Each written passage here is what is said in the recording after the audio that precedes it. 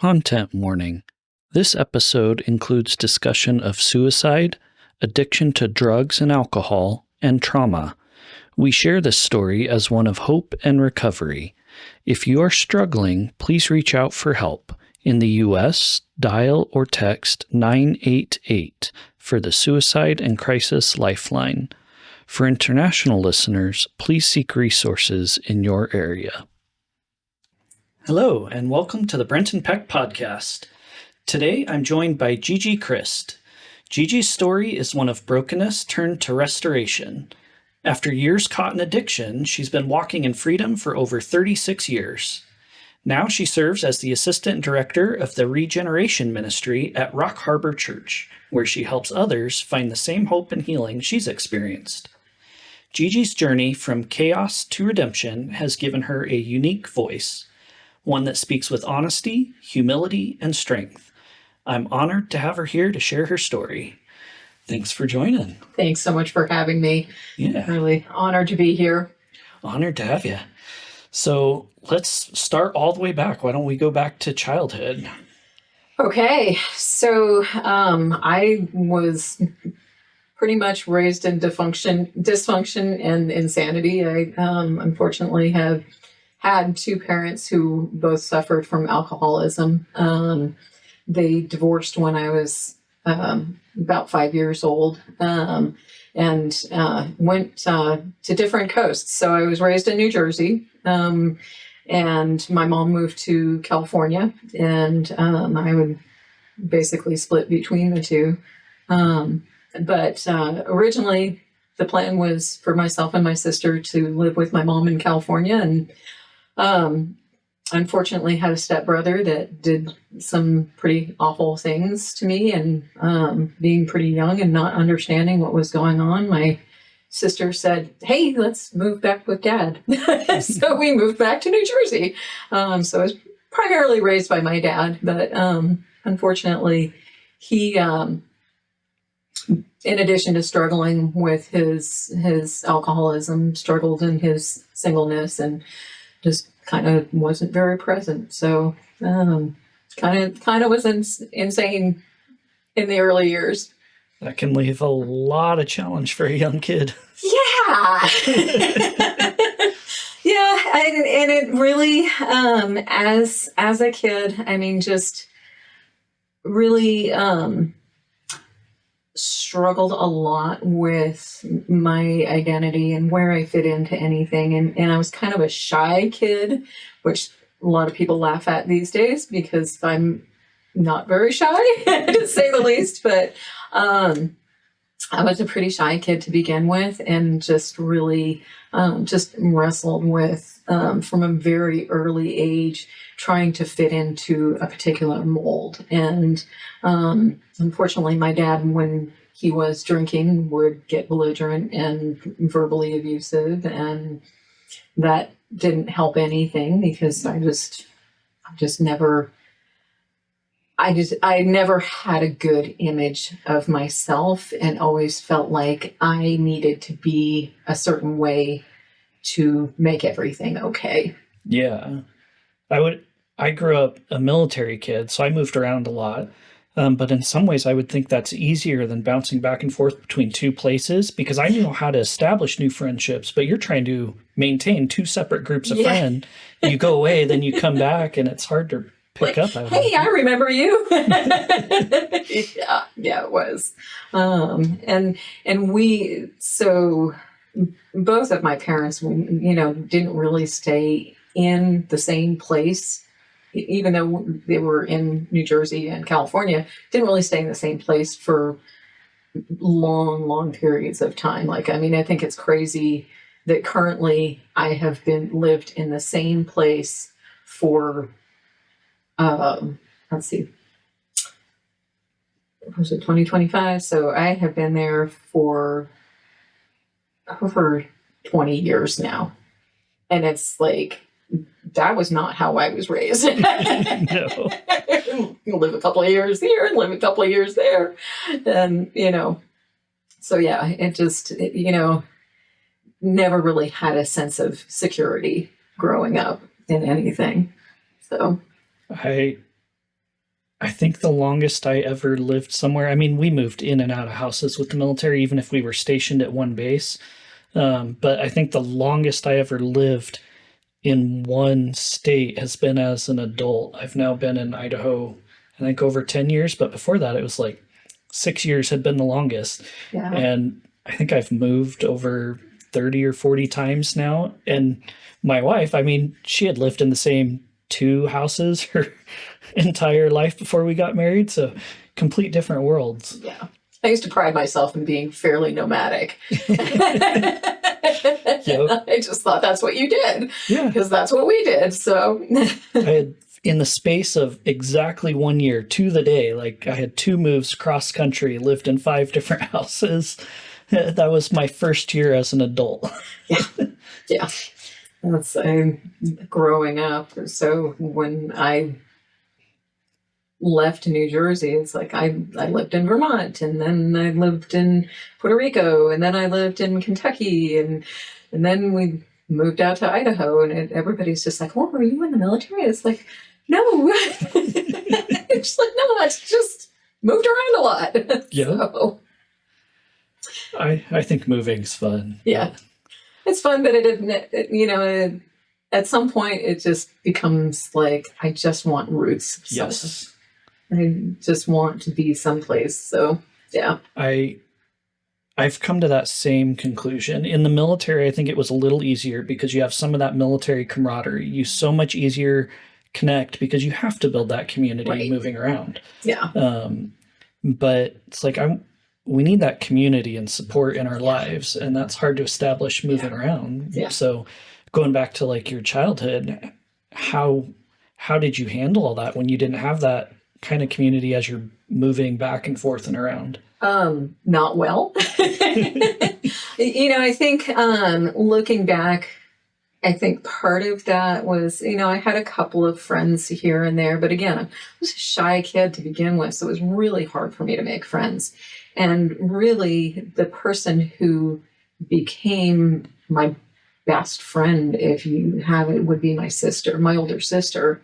And she was, for most of my childhood, like my rock. And I mean, I idolized her. Like she was cool, and she hung out with cool people, and she just was, just had, she always had boyfriends, and it's just, when you're little, it's like you look up to things like that and you idolize things like that. And I wanted to be that, and she drank and she smoked pot, and I thought that was just the coolest thing in the world, and smoked cigarettes. And I thought that was just the coolest thing in the world. And it's, like I said, I idolized her. And it was absolutely crushing to me when I lost her.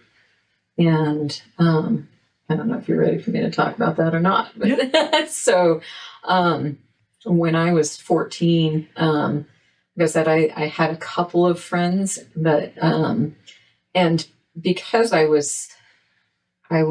felt so alone. Like the friends that I did have, I pretty much clung to. And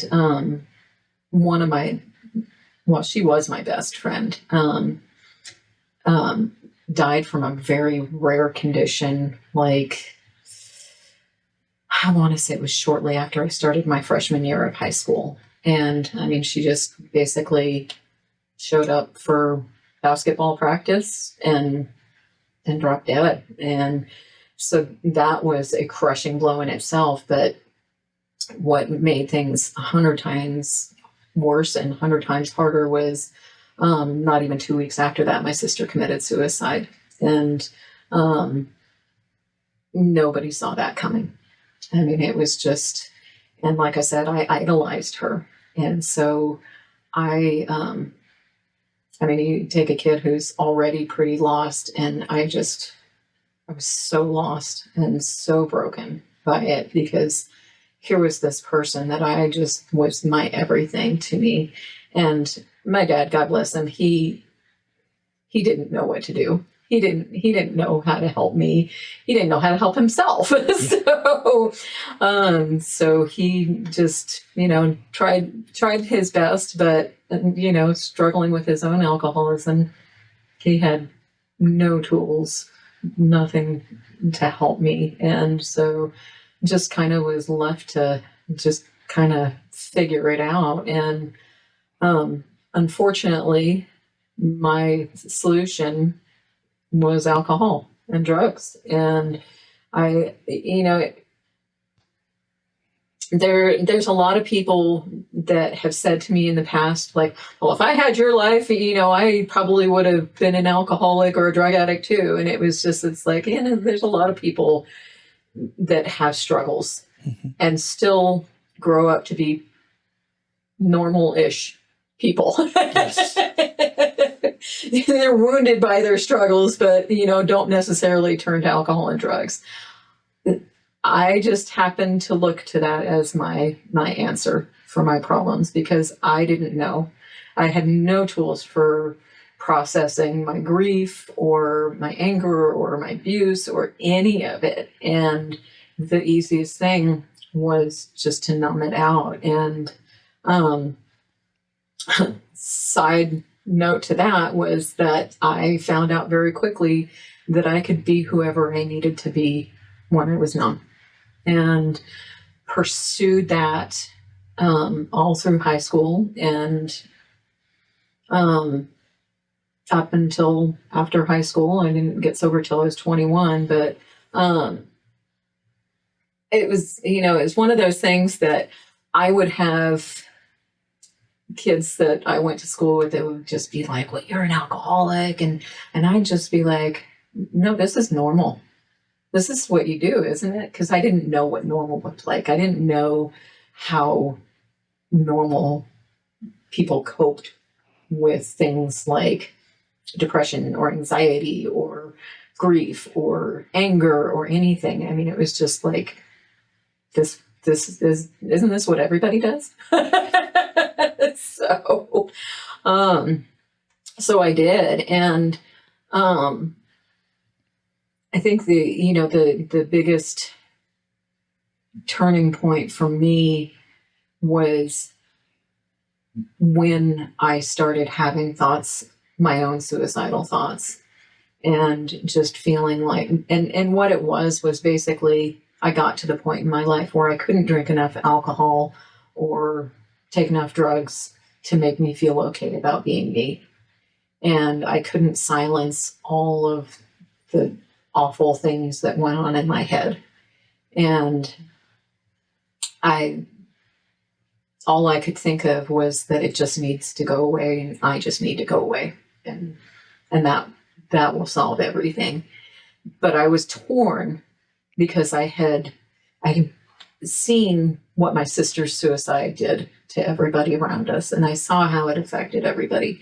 And so it was one of those things that, like, I would fantasize about, but at the same time, I would think about, what would this do to my family after losing my sister? And my mom had also lost her husband, my stepfather, to suicide too, which was a couple months after my sister. And so honestly, what kept me around long enough to get sober was just realizing that what it could potentially do to my family. And it's crazy how things happen, because I had a sister-in-law who my brother had separated from, who struggled with alcoholism. And I was on the phone with her one day, and she just said, as I said, a lot of people would say, well, you're an alcoholic, you need to do something. And I would just immediately just either brush them off or, whatever, you don't know what you're talking about. But she didn't do that. She got sober, and we were on the phone, and she said to me, do you think you have a problem? And I just said, I don't know. I said, I know something's got to change. And she said, I didn't think I had a problem either, but everything led back to the fact that I was stuck in that same vicious cycle. And I had to do something different. And if you want to do something different, this is what you do. And I had not ever considered, okay, you know, I think I'll join AA. Because, you know, I'm 21, why not? You know? I thought, you know, when people would talk about things like AA, I could just picture, like, you know, your typical gutter drunk who, you know, like they need AA. Or, you know, I had two brothers who struggled with addiction too. And, you know, both of them had gotten in trouble with the law and things like that. And I never got in trouble. Not to the point of being arrested, let's put it that way. And I, you know, obviously I wasn't married, I didn't have kids, so I didn't lose much, but what I had lost was myself. And so it was hard for me to wrap my head around, like, what the next steps were. And she said, help is out there. And this was back in the day when we used phone books. She said, it's under A. And so for a couple of weeks, I would flip open the phone book and I would look, and then I'd go, nope, can't do AA. Can't do that. That's not where I'm too young for that. I don't belong there. But, and this is, I believe, divine intervention, what stood out to me one day was an ad for a treatment facility that I drove by every single day to work. So top of mind. And I looked at it and I went, oh, I know that place. I know where that is. I can go there. And so I scheduled an intake, and they said, so what we recommend is that you do 28 days inpatient. And I went, oh, no, I can't do that. I'm needed at work. And the funny thing about that was, so I was working in my dad's business, and my day of work basically consisted of, and my dad had passed at this point, so it was actually, I was doing the business with my cousin and my mom.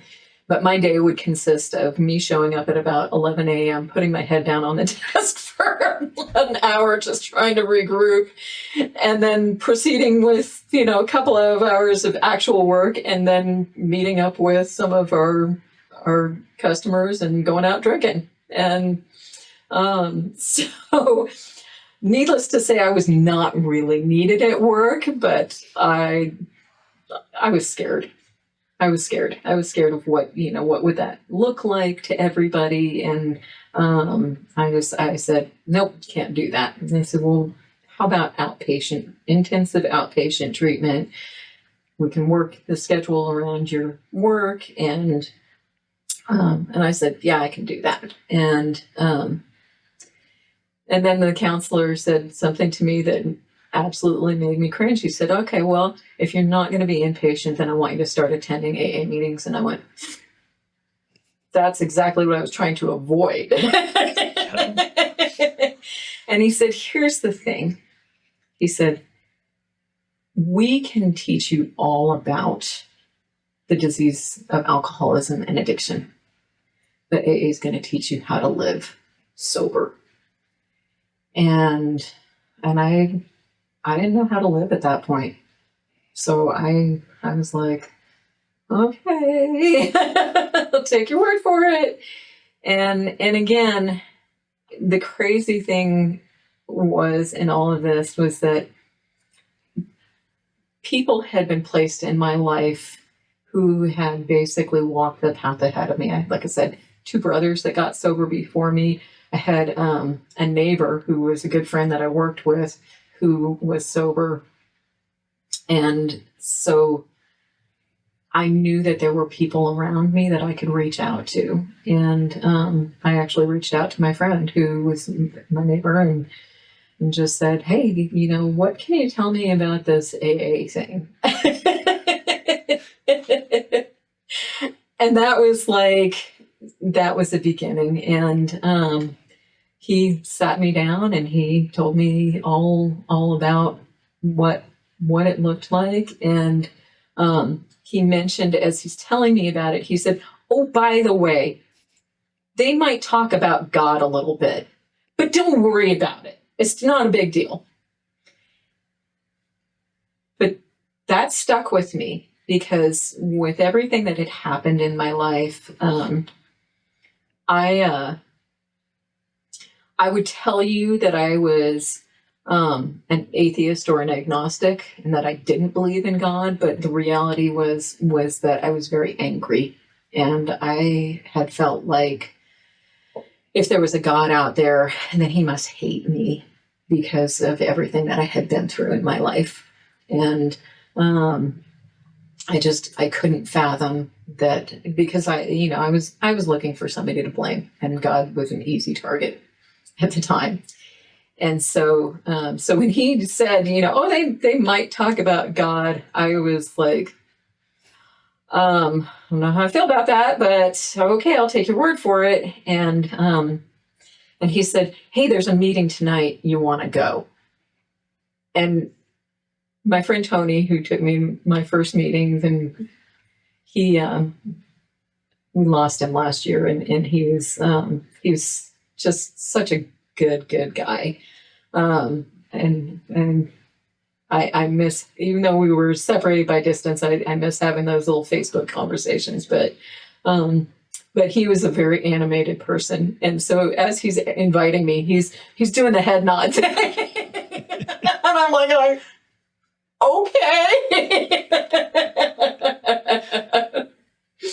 And so I walked into my first AA meeting, and the late summer of 1989, sober a couple of months, but just barely hanging on. And I walk into this meeting, and it was in the Chapel of the Snows on Stratton Mountain in Vermont. And I came down, and because back in those days, most AA meetings were held in the basements of churches. Walked down the stairs, and I looked around, and I saw a whole bunch of people that were like a lot older than me.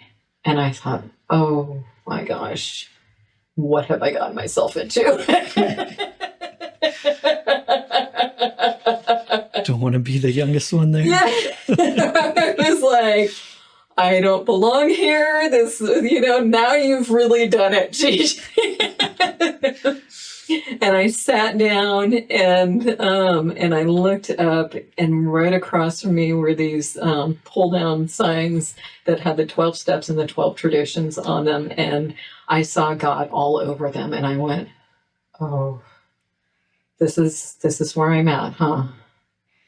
And I was scared, because once again, here I am, no alcohol, no drugs, trying to figure out who I am and where I fit in.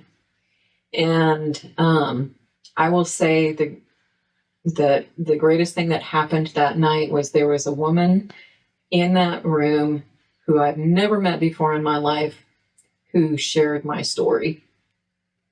And by saying that, I mean, like, she shared exactly what I was thinking, what I was feeling, what I had done. But then she also talked about where her recovery had taken her, and how she was able to be a mom and a wife and a servant. And I didn't have any of those things. And I didn't see, I knew my life the way it was, I would never have those things. And if I did, they would be taken from me, because I was a mess. And I never saw that woman again after that night, but it kept me coming back because for the first time I felt like somebody understood me and how I felt. And so if one can, maybe more can. Yeah. And I thought, okay, I don't like this, but I'm seeing where something is possible here. And I don't know where I'm going with this. And they talked a lot about God, and they talked a lot about having faith and finding faith, and I was still very angry. And I will never forget one of those great AA old timers who I was just going on and on about how I don't believe God, and then talking about how angry, or talking about how God had done me wrong. And he said, "You can't hate a God you don't believe in."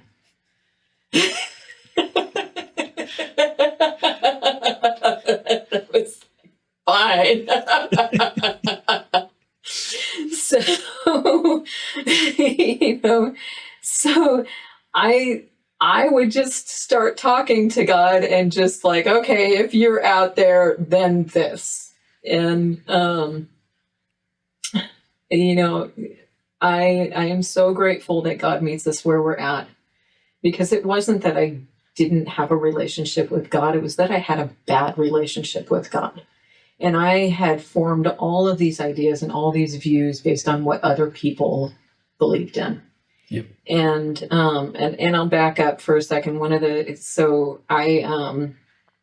I'm born and raised in New Jersey. I was raised among several friends that were Catholic. My mom was Episcopalian and my dad was Muslim. So I had all of everybody else's ideas about God and none of my own. And so it was easy to be confused. It was easy to have a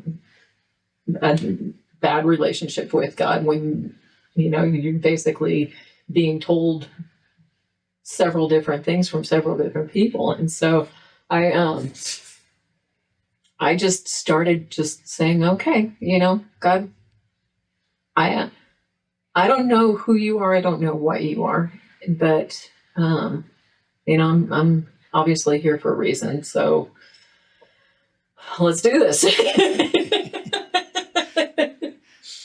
And, I love reading the Bible and reading. I find so much comfort in, both the Jesus' apostles, but also in the great people of faith before Jesus' time, because they were some messed up people. They all were. And it's like, oh, thank you. Now I don't feel like I have to reach this certain level of being to be loved by God. And that was where I was so confused and so lost. And it also, I also came to understand that the things that happened in my life, God was with me through them. He didn't do them to me. Yes. And that was something that actually came out as I was working through the steps, through the AA steps. And as I was looking at how step 4 is a searching and fearless moral inventory, and it hones in very much on resentment and fear and past behavior. And specifically, one of my biggest resentments was God. And as I was looking through that, really understanding that God didn't do these things to me, other people did these things to me. And they were sinful people. But at the same time, I had a choice of whether or not I could stay a victim to those things, or I could move forward. And I love the literal definition of the word resentment, because if you look at its roots, the definition is basically to refeel. And so I was reprocessing and refeeling all of these hurts, all of this trauma throughout my whole life. And the key was just like, okay, you don't have to keep doing this. God has taken you to this place for a reason. And he doesn't like what happened to you any more than you did, but you don't have to live there anymore. And realizing that was just the first key to getting free, was knowing that I had a choice in the matter. That's a huge thing. Yeah. That makes you feel like you have an identity again. Because if you don't have a choice, that's just everything else is on you. Yeah. But you have that choice. It's like, wait, no, I can be my own person. Yeah. Yeah. And it's funny, like I said, growing up, I was always the shy kid, and alcohol and drugs made me less shy for a lot of years, but then took that away and I became that shy kid again. Only that at that point, like, I wasn't going to let you know that I was shy or that I was afraid, because if you knew that, then I could be vulnerable. Yeah. I didn't want to be vulnerable. So I turned it the other way around, and I would just look mean. I would just try and scare people away. Yeah. And so my early days of recovery were kind of scary. I've had a good friend who used to say, we wanted so much to hug you, but we were so afraid of you. I can see that. But yeah, like you said, finding that key, opening that door to who I was and who God had designed me to be. And it was rough in the beginning, because I still was just kind of trying to figure it all out. And I didn't know how to just be.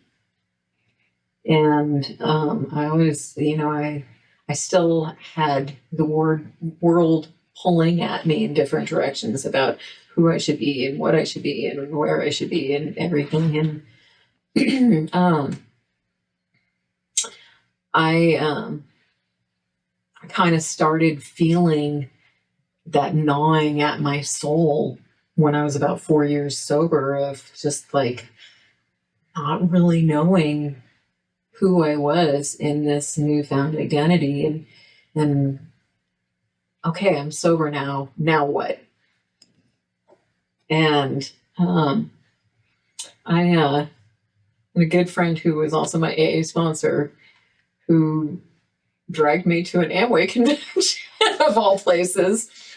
And at a Sunday morning service at this convention, I heard a pastor talk about Jesus. And it wasn't like I hadn't heard anything about Jesus before, but it was kind of like he was just this mythical being, and so far out of my reach. Yeah. And I, with my past, thought there is no way I can ever fit into anything like Christianity. I thought that, I was too bad. I was too dirty. I was too messed up. I was too lost.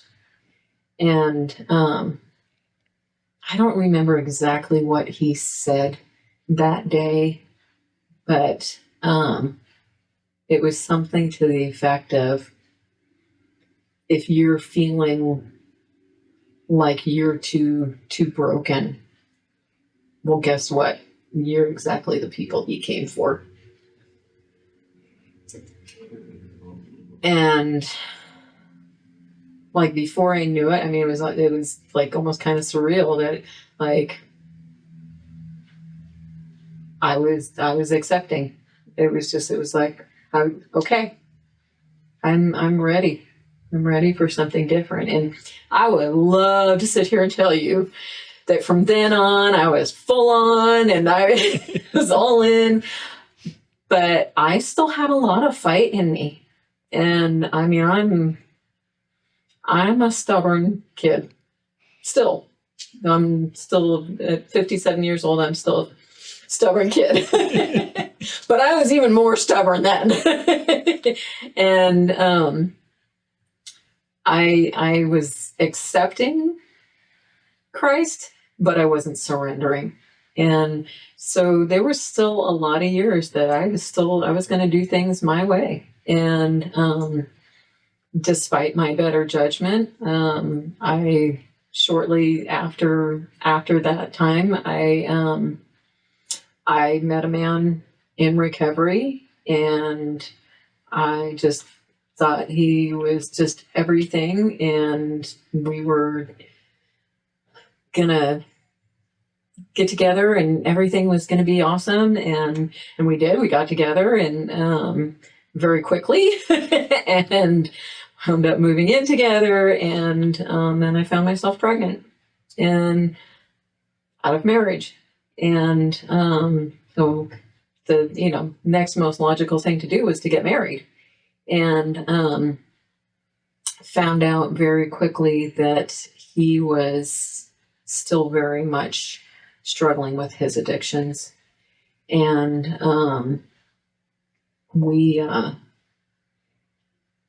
he would get sober, do great, and then not.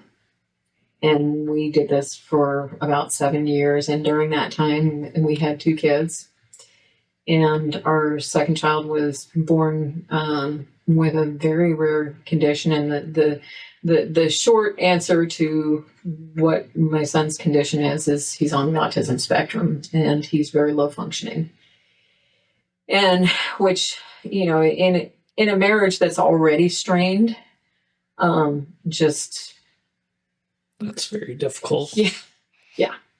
And during that time, we moved around a lot while my first husband tried to find himself, and everywhere we went, he found himself in a bottle of alcohol. So we landed here in Idaho in 2001, just before 9/11, as a matter of fact, which was heartbreaking for me, having grown up back east. But my first husband was getting increasingly worse and having mental health issues. And here I'm trying to hold it all together, as be a wife, be a mother, be supportive to him. But, there's this part of me that was just like, okay, I got sober. Why can't you? Can't you just figure it out? Yes. Were there ever points it tempted you the other way, where it's like, I wish sometimes I could just do what he's doing? Or was it more almost just that frustration, irritation, like, come on, I need you to step up and walk with me? I think it would have been really easy to go that way. But at the same time, I felt this immense responsibility to my kids. And the other thing that I will say that is one of my struggles that has come out time and time again in the step work that I've done recently is my sense of pride. And part of that was like, nobody should ever see me drunk or high again. Mm-hmm. And so that's where my pride has served me well, I will say. Doesn't usually, but I'm grateful for that. But what really I also struggled with was nobody should see me struggling in an alcoholic relationship either. And so I would put this face on of who I thought everybody thought I should be, and try and pretend like everything was okay. And there's this great analogy in the AA big book that talks about how an alcoholic is like a tornado, and it's ripping and roaring its way through people's lives. And I have since realized that being on the other side of that and having struggled in both places, that that the codependent or the Al-Anon, whatever you want to call it, the person on the other side is the person that is standing on the front porch, seeing the tornado coming, and is either like going, it's not going to hurt me, it's not going to hurt me, it's not going to hurt me. Or I'll just pretend that it's not coming and everything will be okay. And, either way, it's a bad outcome. Yep. And either way, the storm's going to come. And it did. And I think we weren't even in Idaho 6 months. And one day he just got in the car and left. And I didn't know where he was, where he went, and found out later on that he had actually met somebody online and went to meet this person. And this was after getting yet another DUI in another place. And so I basically was left alone with these two kids. And like I said, one of them was special needs. And I will say my other son was very much, my older son is very much the opposite end of the spectrum. He has always been a very smart, very independent, strong-willed child. So I'm trying to figure out how to parent two very different children. Yeah. And still take care of myself, because at that point it's like I couldn't hide from the truth anymore. It's like I had been trying to pretend that everything would be okay if I just was supportive enough, if I was just this, if I was just that. And I didn't, once again, it was like, okay, I don't know who I am in this anymore. And he briefly came back, but came back long enough to get arrested again. And I finally put my foot down, and I will say part of this was again, God really looking out for me, because as my first husband got progressively worse in his addiction and his alcoholism, he had mental health issues to begin with, but he would mix medications and alcohol, and he was just becoming progressively more abusive, more just unstable. Yeah. And to the point where he was hearing people through his computer tell him to do bad things. And I was scared. Yeah. And so the last time he got arrested was like God's intervention, saying, okay, I'm doing for you what you can't do for yourself. And it was easy when he was in jail for me to just say, okay, I'm done. I don't want to do this anymore. And was able to get some help to make sure that he wasn't able to come back home after, if he got released from jail. And I had no idea what I was going to do, because I wasn't working at the time. He was our primary income. But I said, okay, God did for me what I couldn't do for myself. He's going to take care of us. I just need to trust. And, there's a lot of years, honestly, that I have no idea how we made it.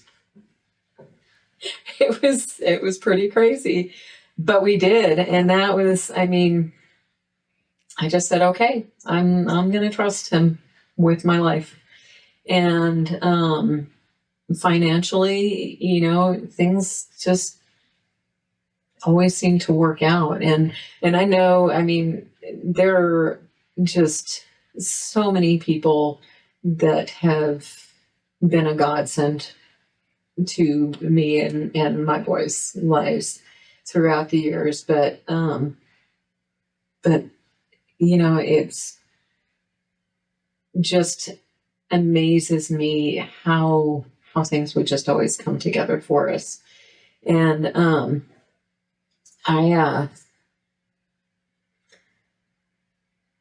raising a child with special needs, especially in Alex's situation, because he had such a rare condition that nobody had ever seen. There was no like, hey, your son's going to grow up and he's going to do this.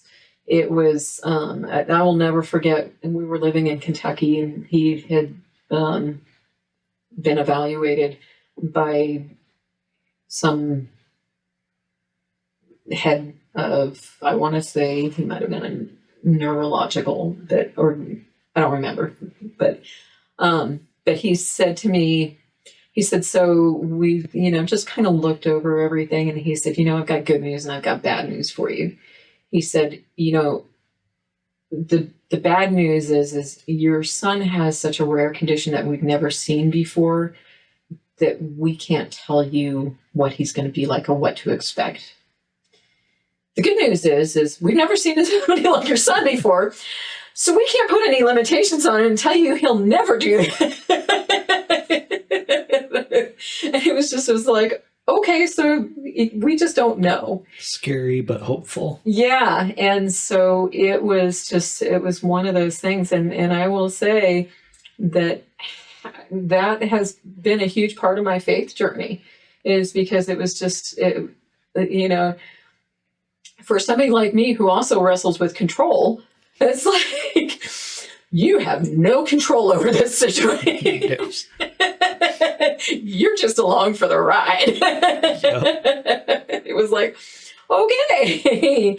And that's how it's always been. And my son, my younger son, Alex, is now 28 years old, and he still functions on the level of a 3-year-old, essentially. And so he'll never live by himself. He'll always need care. And so it's one of those things that, I mean, I have always just kind of been like, oh, okay, well, we'll see. We'll see what happens. So, but just really during that time, though, being a single parent, it was just, it was a whole lot of faith and a whole lot of just like, okay, once again, like, I've got to do this because nobody's going to do it for me. And it would be really easy to lose my mind or go back to my coping mechanisms, but that doesn't work for anybody. No. And these kids need me. Yeah. And again, having another child who was very much the opposite and needed a lot of reining.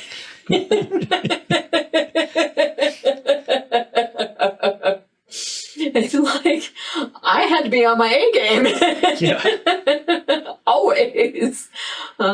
So we had a lot of crazy years, and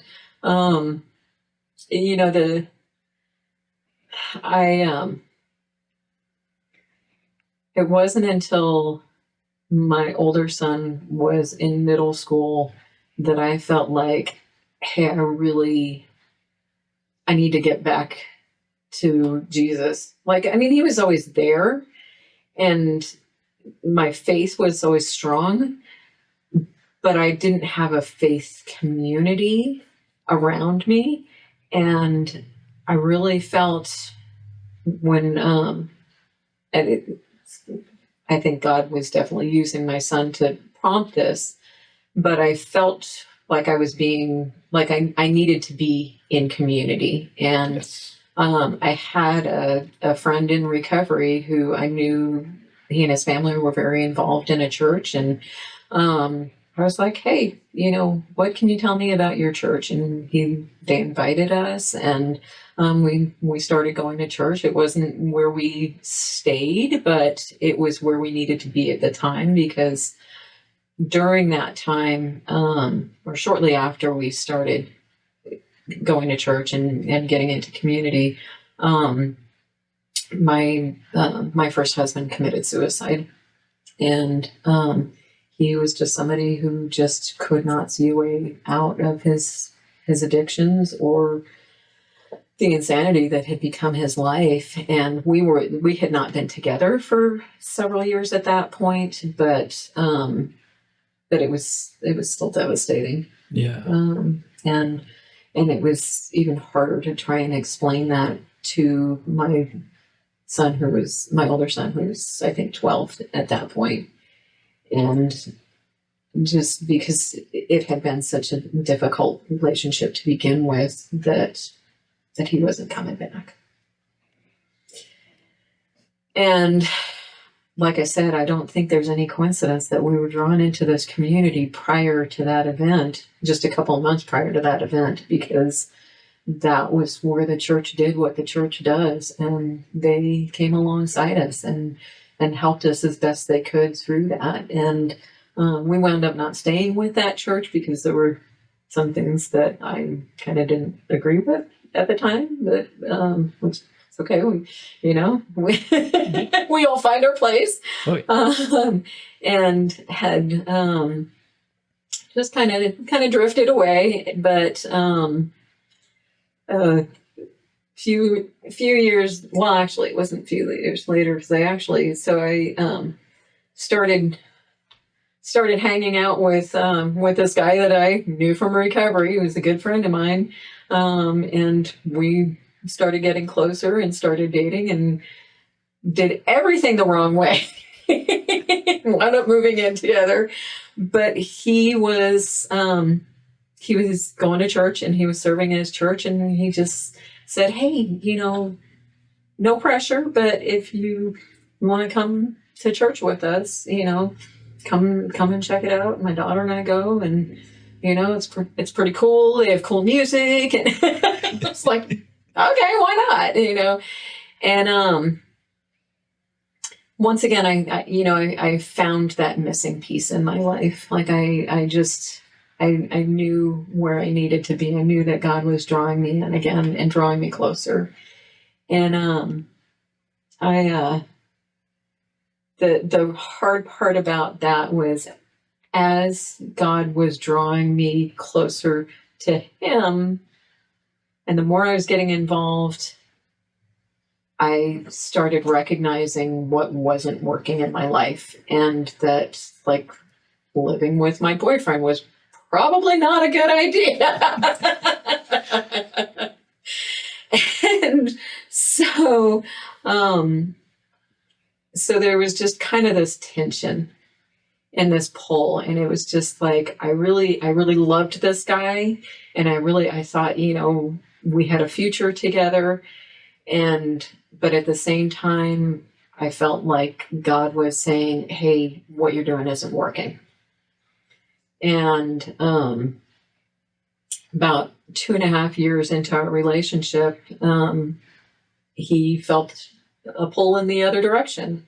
And one day just said, I can't do this. And we wound up splitting up. And I won't share too much of his story, but he wound up going back to his addictions. And we would every once in a while try and get back together again and try and talk through. But I I was on a different path. And the thing that happened, so shortly after we broke up, I was in our pastor's office and I was crying about our breakup and how much I loved my now husband, but at the time loved my boyfriend, and how could this happen to us?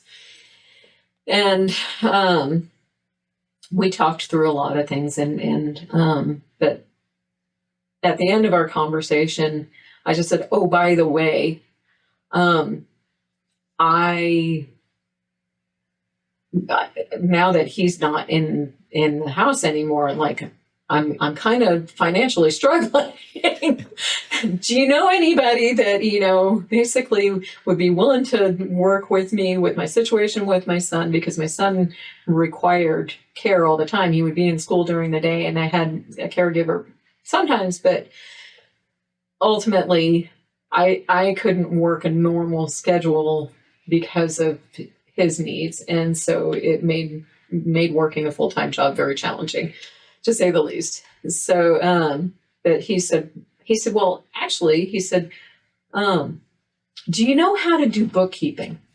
And I was like, well, I kind of did some bookkeeping for my dad when I was younger, and he said, can you learn QuickBooks? And I just kind of went, sure. Why not? Why? He said, because we need an office administrator. And, the cool thing about that is we can give you some flexibility with Alex. You can bring him with you if you need to, as long as you do what needs to be done. And I just kind of was like, okay, sure. Yeah. Why not? Go to work for the church. Nowhere was this on my radar. No. But here was the crazy thing. I mean, there was a lot of crazy things that happened leading up to this.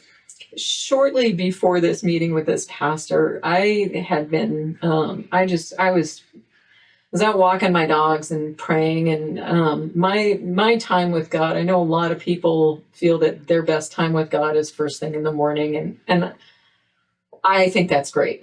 I am not a morning person. Me either, not the slightest. I don't have a coherent thought till like about 11 a.m. after a lot of coffee. Yes. So my time with God is usually at night when everything is quiet, and I happen to be outside walking my dogs and just crying and just really struggling with the breakup and everything, and I just like out loud in the dead of night, I was just like, God, I just don't get it. I don't understand what do you want from me? And there's some people who will think I'm crazy for saying this. There's other people like, yeah, I get it. But I heard God tell me, I want you to love me better. And my first inclination was, of course I love you. Don't you see all the things I do for you? I mean, I serve in recovery. I serve at church. I do this. I do that. And like above all that chatter, I heard God say, you don't love me. You love what I've given you. And that just sucked all the wind right out of me, because I didn't know how to love God. I just thought if I did all these things that I was a good Christian. And so I said, okay, I'm yours. Whatever you want, I'm in.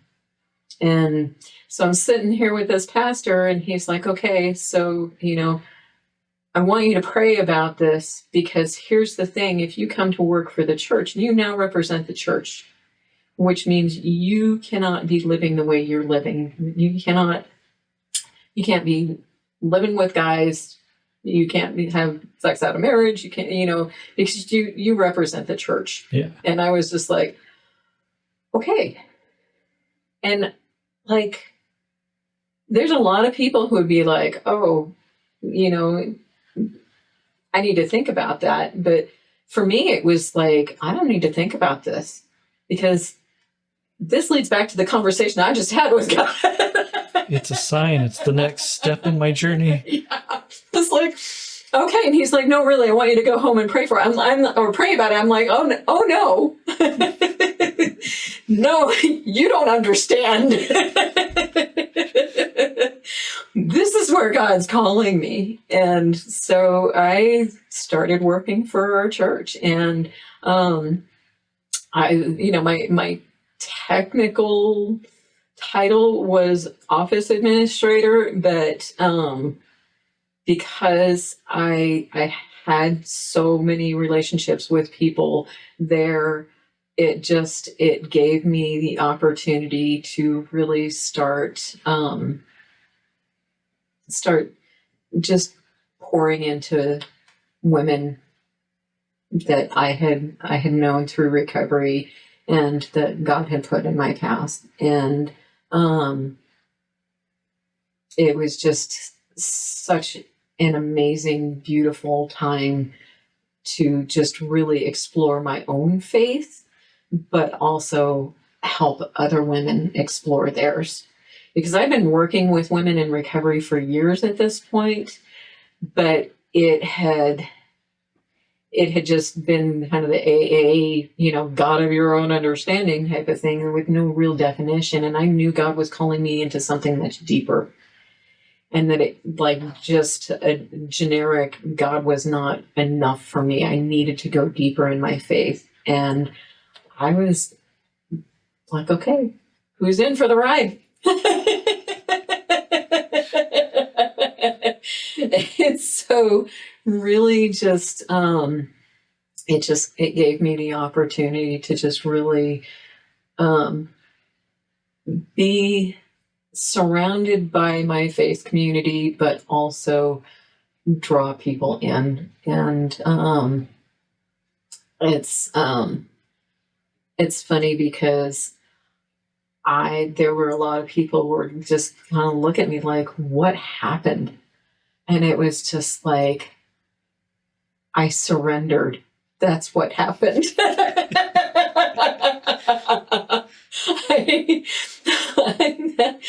I was finally beaten into a place of submission where it's like, okay.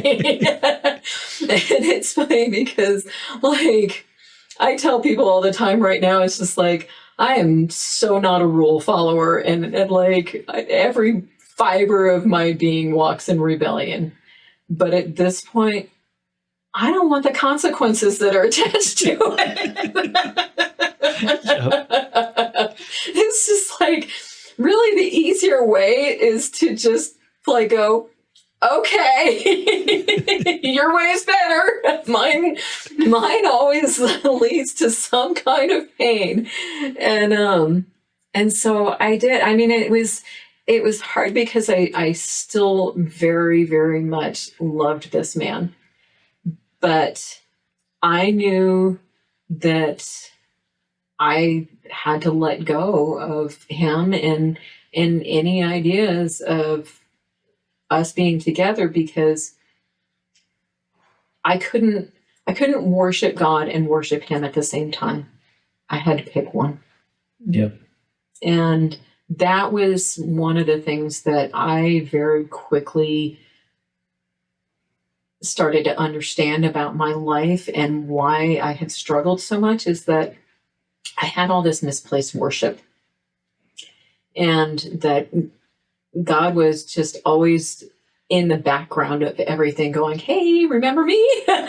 Still here, And I was like, yeah, I'll get back to you, and now I was finally at the place where it was just like, I had nothing left. It was just like, okay, I need God.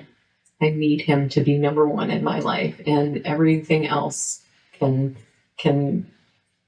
take a hike. Yeah, exactly. And I'll never forget, because I had a friend who just, she's, I was talking to her about my choice to to choose God over everything. And she's, well, do you think any guy is going to accept that? And I said, I don't need any guy. I just need the one. Yep. And I was like, who said that? And like I said, we Doug and I had, these feeble attempts at trying to get back together, but, it always came back to the same thing. It's like, God's got to be number one in my life. You can't be it. And he was not ready to accept that.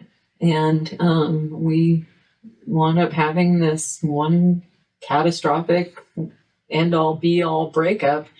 And, the never want to see you again, never want to talk to you again type things. And I was so sad, but it wasn't that I was sad that we weren't going to be together, but I was more sad about where he was at in his life, because I knew he was struggling and I knew he wasn't doing well. And I knew he was so far from God. And I just started praying for him and just saying, God, I know that, you have a plan for me. And if that plan doesn't include him, I'm okay. I'm good with that. I trust you. But he needs you. And I just started praying for him, and I will never forget praying for him one night. And I said, God, just get his attention in a way that he cannot deny you. And then I realized what that usually means for me when God gets my attention is that usually requires some pain. I said, let's just don't hurt him too bad. And I found out this was probably about a month later. We had been communicating, and he said, well, ever since the accident, I've had a lot to think about. And I was like, what accident? And what had happened was he was very impaired one day and got on a dirt bike and flipped the dirt bike over and had all kinds of damage, had concussion, broken ribs, crushed foot, but long and the short of it, wound up in the hospital for 10 days. And he said, yeah, I've had some time to think about things. And I was just like, oh. and I said, so, well, I was kind of praying for you, but not exactly what I had in mind, but I guess God will use anything to get somebody's attention. And we started talking again, and I had no idea where it was going. I just, I remembered one of the things that I loved about our relationship was that we weren't just a couple, we were friends. And I enjoyed being friends again, and had no idea where it was leading. But the long and the short of it was we wound up getting back together, in this time under the agreement that God's going to be number one. And that if we had any chance of having any kind of relationship, that God had to come first, and that we needed to be obedient to that. And we did. And obviously, because as I said, he was now my husband. He wound up getting married. As of Friday, we've been married 10 years, which is truly God ordained. And early congrats. Thank you. We started serving in ministry together, which was amazing. And this was where actually I got introduced to my next step in my journey in ministry, as the church we were at was involved with Love Inc. of Boise, which Love in the Name of Christ. And got to know Kimbra, who was the former director, because she would come to the church from time to time and wound up talking. And I was looking because at that point I was not working full time, and I was looking for something more. And honestly, as much as I loved the connections that I'd made at that church, was looking for something that was more suited towards me and where God was taking me. And she and I happened to be talking one day, and she said, "Hey, we've got this position open as a program coordinator for our Abundant Living program." And I said, "Yeah, I think I want to apply for that position." And wound up getting hired on, and that's how we met. I got to meet you and Terry, and so many other amazing families, and just having the opportunity to see how, because I felt this gnaw the entire time before I started working for Love Inc. I just felt like God was just saying, "Hey, I've given you these gifts and you're not using them. I really need you someplace else to use these." And I didn't know what that looked like at the time, because I had thought, like, okay, do I go back to school? Where am I going with this? Am I supposed to be a counselor? And unfortunately, there's a lot of great Christian counseling out there. But there's also a lot of really, there's a lot of secular counseling. And what I was drawn to specifically was, because of my background with alcohol and drugs, was like, okay, am I supposed to become an alcohol and drug counselor? And as I looked more into it, I saw where it wasn't part of my faith journey. And I needed my recovery and my faith journey to be moving in the same direction, not apart from each other. And so I was like, yeah, that's just not where God's taken me. And so I didn't know much about the position at Love Inc., but she was just like, basically we help families who are, either in financial needs, spiritual need, and I was just like, the spiritual need is, that caught my ear. And it was just because, honestly, and this is something I see more and more where I'm at now, is that whatever your struggle is, whether it's finances, whether it's alcohol, whether it's drugs, pornography, whatever, there's something behind that. There's something that's driving that struggle. And so that's where I was drawn to that. It was like, okay, I really feel like God's pulling me into this, and wound up taking that position and working for Love Inc. for just shy of 7 years. And unfortunately, during that 7 years was when COVID hit and shook everything up. Oh, yeah.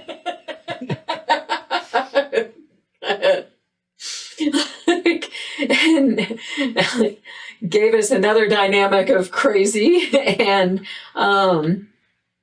just really started me on a path of like, okay, is this where God has me? And during that time, or just after that time, actually just after that time, I really started seeing how, coming out of that time, how broken. I mean, we're all broken to some extent to begin with, but how much that season just heightened the brokenness of the world. Marriages were in chaos.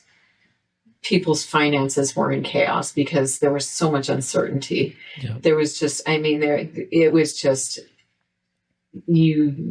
took people like me who are just kind of like, hey, let me go out and, I'm just a human Labrador retriever. Just, here, let me make friends with everybody.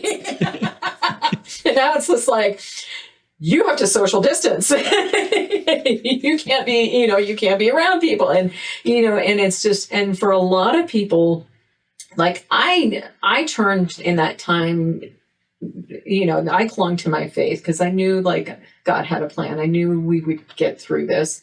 But I saw a lot of people and a lot of people who had good faith who just, it, like the depression and anxiety that came out of it was just, it was so heartbreaking. And so coming on the other side of that, as things started to kind of level out and we started meeting again and things like that, I really started seeing how, we're like, the program that we had was primarily about teaching people how to budget their money. But people were coming to us, coming out of broken marriages, abusive marriages, cheating situations, just depression, anxiety, things like that. They were coming to us and we're sitting there saying, hey, let's teach you how to write a budget. And they're going, I don't even know how to live right now. And you're telling me to write a budget. And it really just got me thinking like, okay, we need to take a step back. And budgeting was oftentimes, from what I saw, more of a symptom. There's so much more coming on, and the budget's the tip of the iceberg. Yeah. It's like, even if you solve the budget, there's still so much more going on underneath. Yeah, exactly. And so I started talking to our leadership about like, hey, we got to do something different. Like, I love what we're doing, but if we're really going to meet people where we're at, we need to take a step back. And I happened to be on a call with a couple of other Love Inc. affiliates across the country, and one of my counterparts in another state was talking about life coaching, and I was like, we need to get them on track in their lives so that they can focus on these other things. And so I just kind of set me on a path of like, okay, how do we do this? And so the next natural step for me was, well, I'm going to get certified as a life coach. So I did.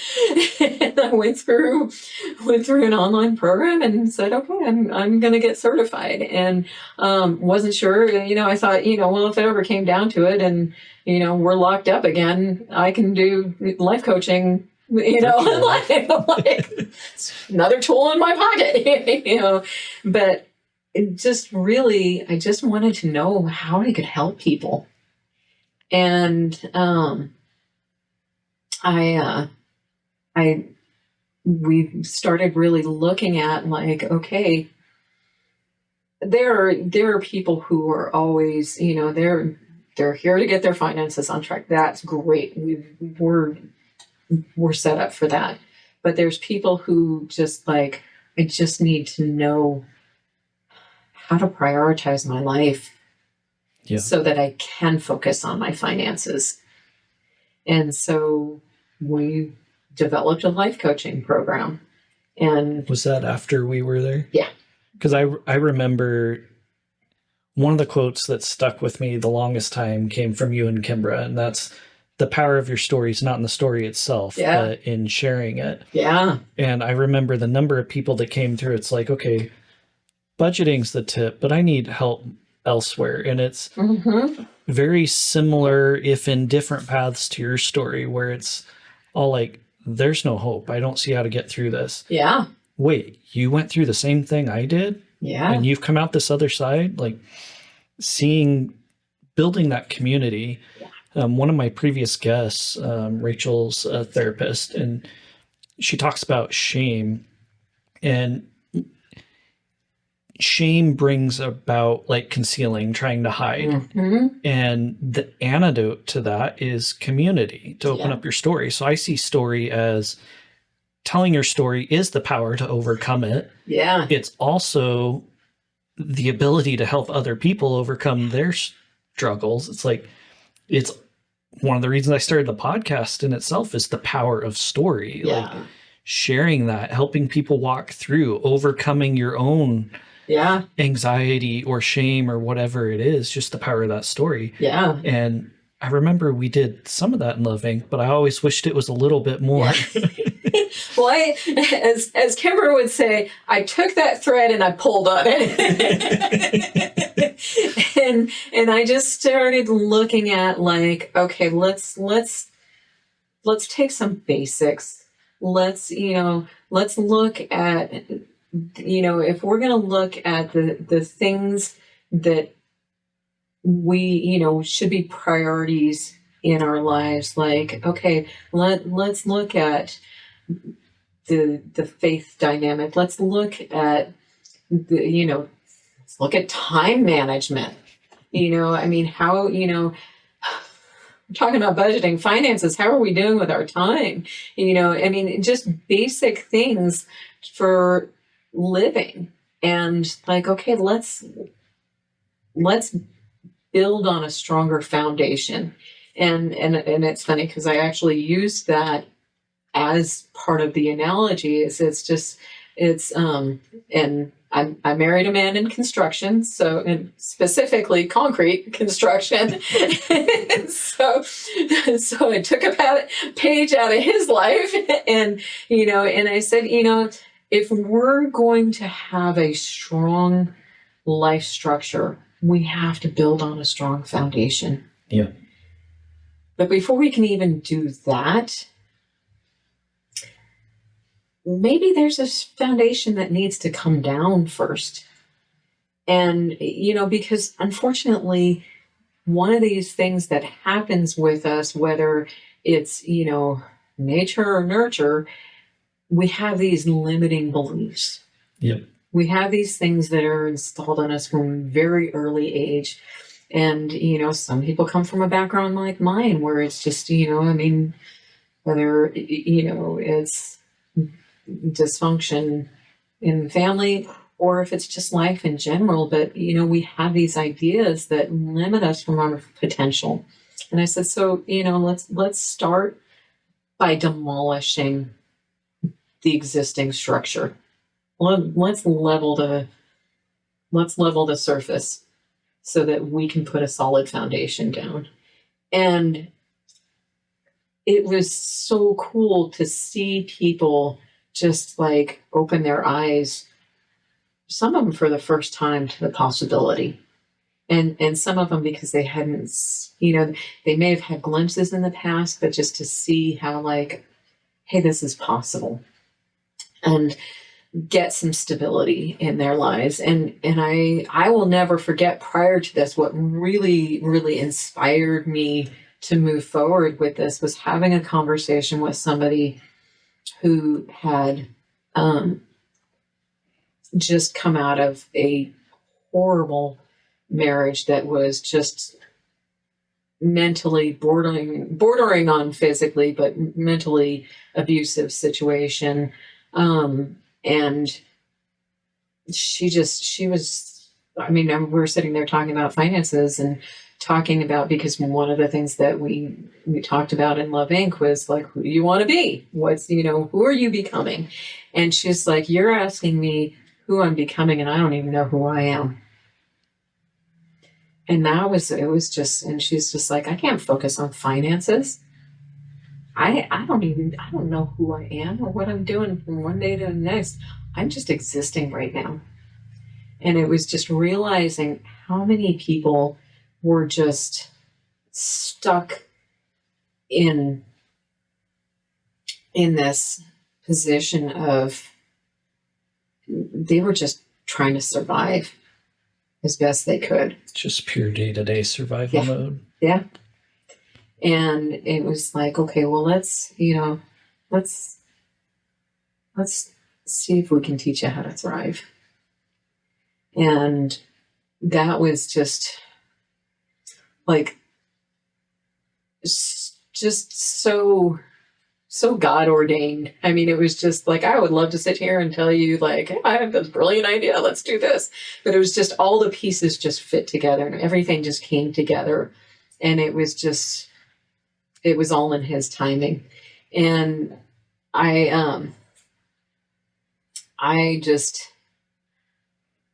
was so grateful that we were able to start something. And it's funny how things just kind of work, because during this time, the church that Doug and I were attending, Rock Harbor, so back up for a second. For years, I had looked at a lot of biblical 12-step studies and thought, yeah, that's good, but. And I thought, I was torn, like, okay, can I write something? Can I put something together?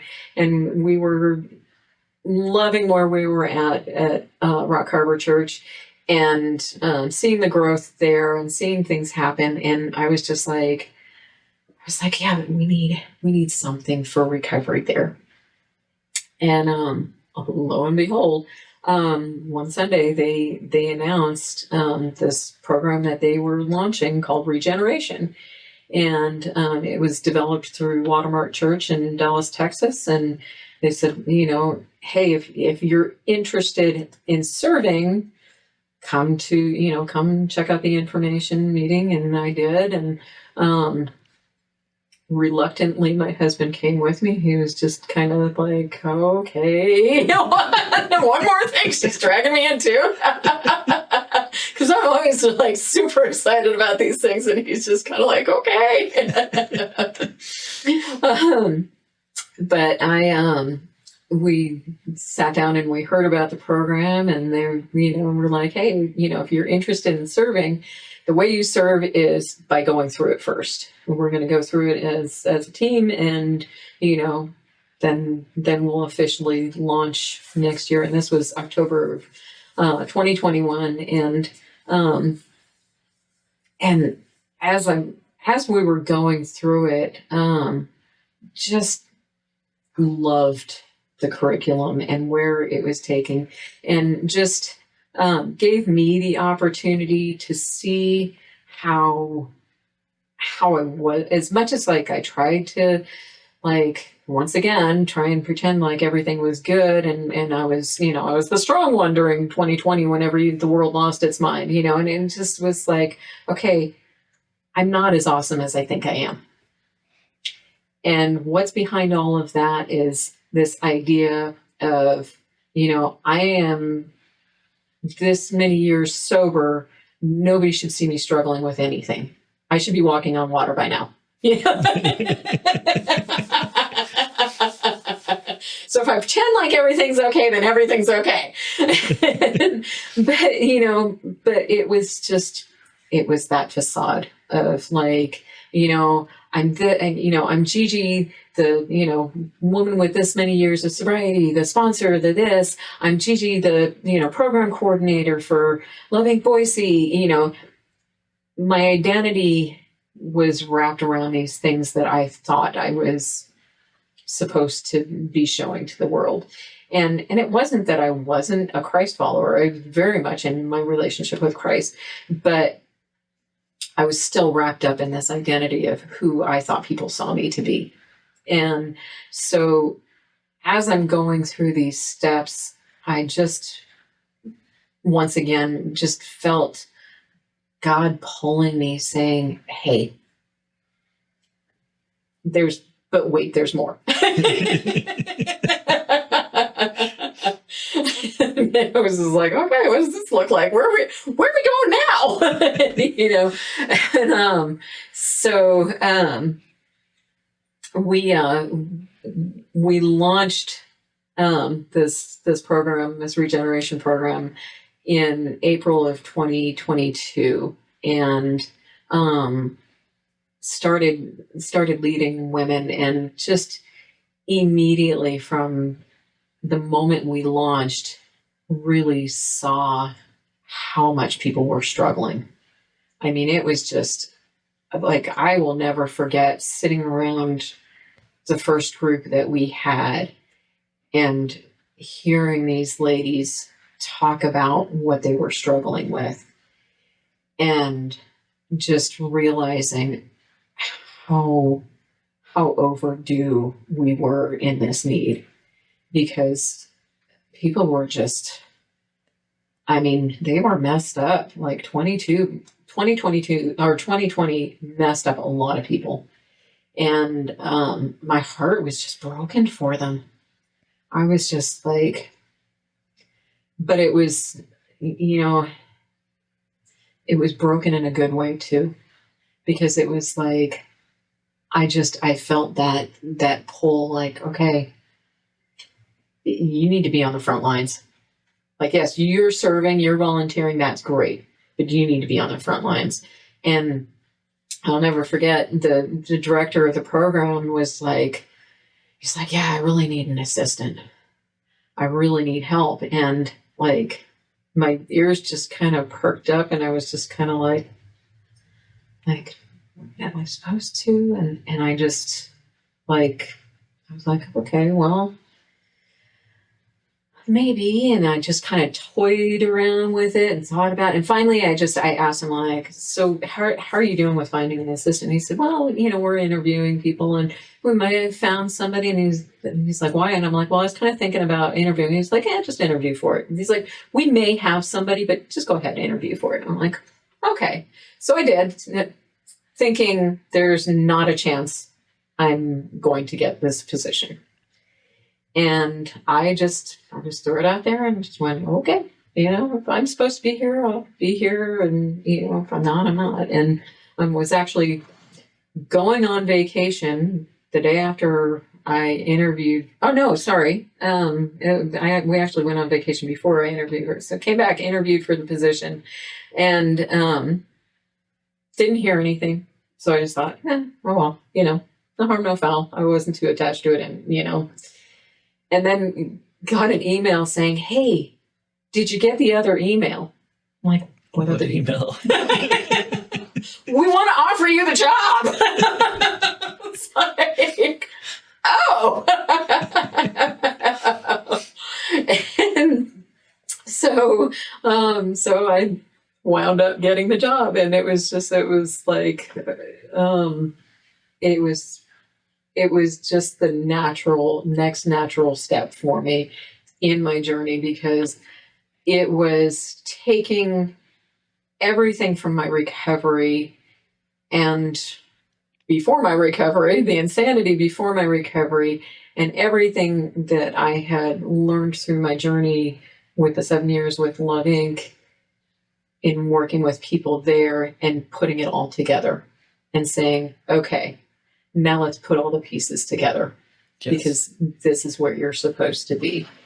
And I will say, a lot of times when people hear about the 12 steps and recovery and things like that, people's first inclination is to think alcohol, drugs, other sin struggles like that. But the cool thing about what we're doing with regeneration is that it's about discipleship.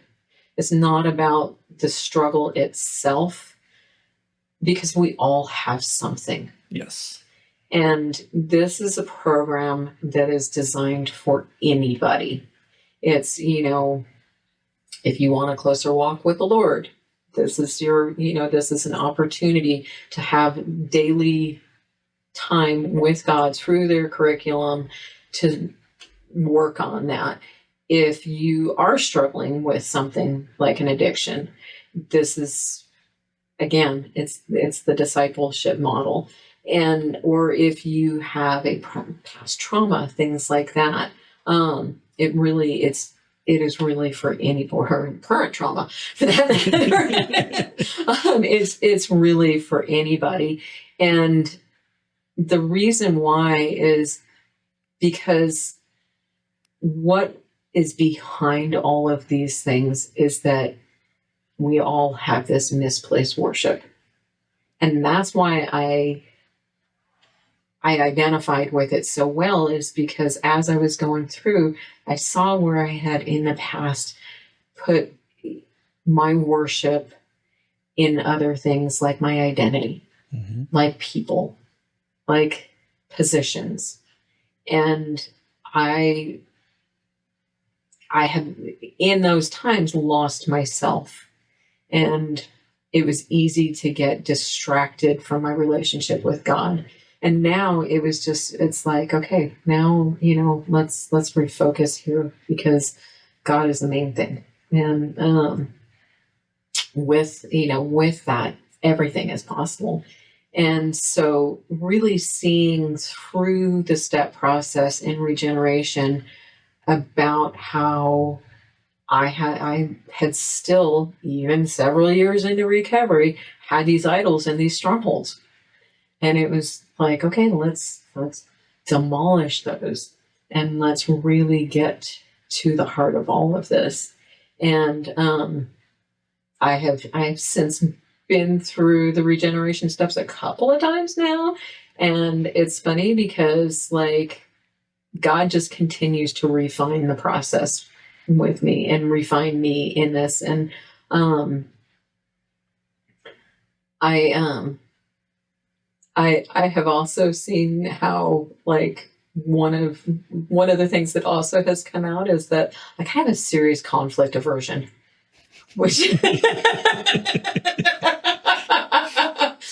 which makes sense because one of my idols is comfort. Like, I mean, I, from the far back as I can remember, it's like anything that made me feel okay about me, I sought it out, whether it was alcohol, drugs, food, men, whatever, power, anything that made me feel better about being me, it made me feel comfortable. I would just dive right into it. And so, but what I saw, like I said, on the other side of that was that conflict was just like that. I always equated like conflict as being bad. Yep. So I need to seek something else to be okay, to balance it out. And I just, I would make excuses for avoiding conflict. And I think God's really funny because he put me in a position with people who are very conflicted. And I have to navigate a lot of conflict resolution. Yeah. So what I found was that I could be okay no matter what in conflict. That it's like I could be uncomfortable and still be okay. And this is something that I get to share now with the women that God has put in my life. It's just like, okay, this is a growth place for you. This is, growth is born through conflict. Yeah. I mean, when you look at like any kind of growth, whether, I'm a gardener, so a lot of my analogies are gardening. But you look at the tremendous effort that it takes for a seed to break through the soil. That's conflict. Yeah.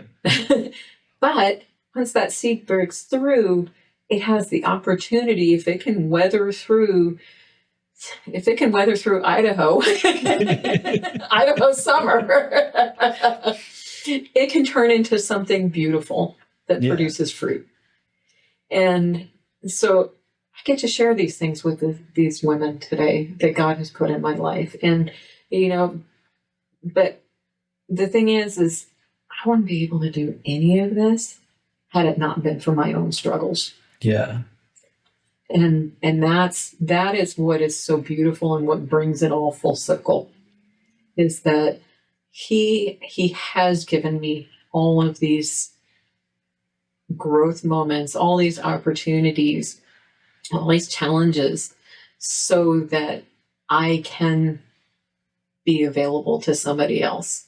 I mean, it's just, I look at the situation with my kids and the challenges that we had as me as a single mom raising them, and I'm able to speak into the lives of moms who have special needs kiddos.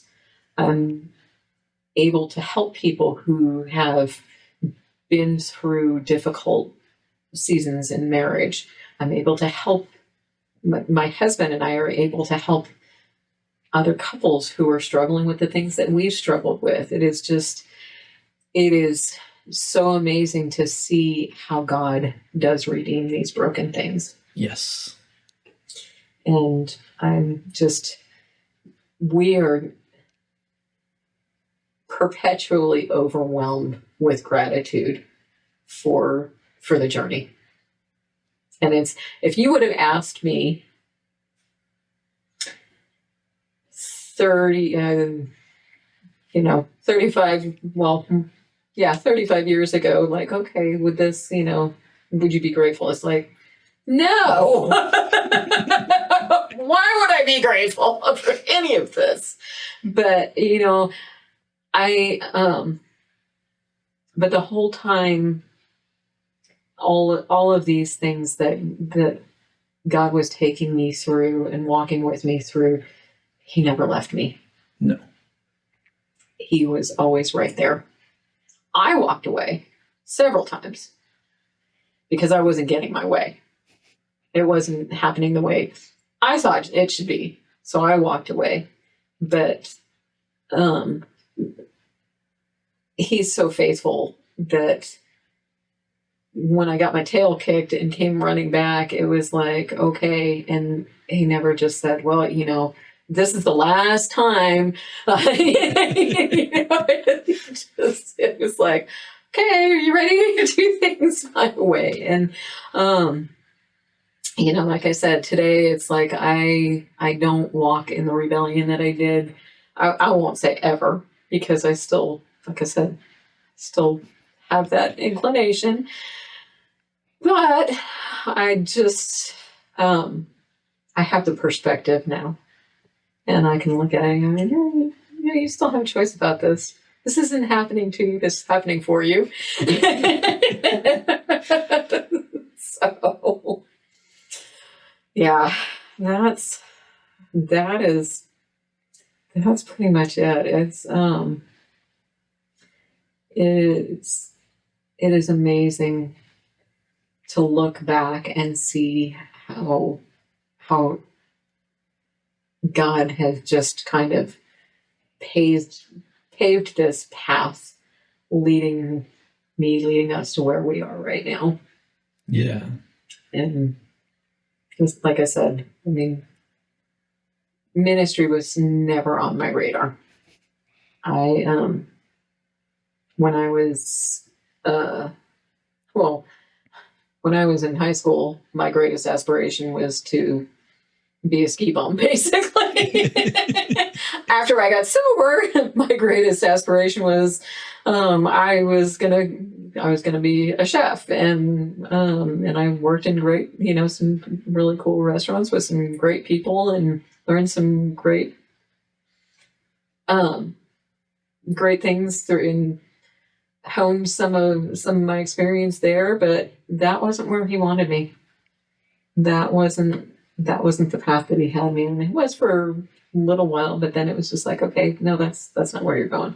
I think a lot of things are stepping stones. Yeah. I think everything is, He said you can sum everything up and love God and love others. Mm-hmm. And the more I know about relationships and interaction, it's like that is the solution to almost everything. Yeah. It's your relationship with God and relationship to others.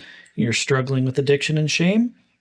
Stop hiding. Yeah. Get out and get that community. Yeah. Like antidote to everything. And so looking back to COVID, what's the one thing we do? Let's shut everybody down, shut down community, and see the effects ripple. Yeah, it was heartbreaking. Yeah. Just seeing, now one of the things we are also seeing a lot within ministry is how many kids particularly teenagers, are struggling on the other side of that. Teenagers / young adults who have just really struggled with all of this, which they have enough to struggle with out there today, because I mean, the things that the world is drawing them to these days is just, it's awful. Yes. But then add the dynamic of COVID to all of that, it just really messes things up. Yeah. So my intuition says we haven't seen the worst of it either. Yeah. Because it's there's someone I follow, Jordan Peterson, psychologist. Yeah. So most of what I know of psychology has come through interacting with him or resources that he references that then I go look up. But it's like the pivotal age to learn how to socialize and interact with other people is 0 to 4. If you have not learned how to interact with other people by the age of 4, it's something like 95% of them cannot learn it because they get left behind. Yeah. And other kids, teens, other adults don't make room for you to come up and learn in that space.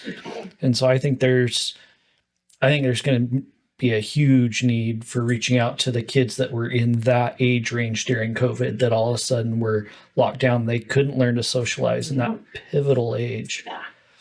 Yeah. I think we're seeing a lot of bad effects with everybody else that's come through that, the teenagers, the adults, but Yeah. I'm honestly scared for those kids that were. Yeah, I am too. I mean, it's, well, and it's so hard. I mean, because we had never seen anything like that in our generation, and nobody knew what to do. Everybody had a really, like, a lot of ideas about what we should be doing. And it's like nobody knew what do we do? What is the right thing to do? Everybody had ideas about what the right thing was, whether you're on one side or the other. They were right. They were going to tell you why they were right, but none of it was useful. No. And so it was like, okay, now that it has happened, what do we do about it? Yeah. And so really just picking up the pieces and moving forward, like, okay, well, what can we learn from it? What, hopefully we don't ever have to deal with something like that again, but who knows? Yeah. What can we learn? What can we do better? But also, how do we recover from this? Yeah. And, how do we help our most vulnerable people through this? And I mean, I will never forget going to my granddaughter's graduation at their house because they couldn't graduate in person. Yeah. And I get it. I get the fear of it. It was like she felt so cheated, as did all the kids that graduated in 2020. They felt like, we totally missed out on it. And it was just that, I don't have all the answers. Like I said, I know there's a lot of people. There's a lot of people that think they do, but, but it's, I think the bottom line is, we don't need to be more divided over it. We need to be more about like, okay, it is what it is. How do we help each other? Yep. And that's why I love what we're doing right now, because it's about like, okay, it doesn't matter what your past looks like. It doesn't matter who you were or what you were doing or even what you're currently doing. It's like, okay, how do we help you move forward to who God created you to be? Yep. And that is the blessing of being involved in this. And every time, so when a group finishes the 12 steps, we have something called commencement, because we don't call it graduation, because you never graduate from growth. No. if you do, there might be something wrong there. Yes.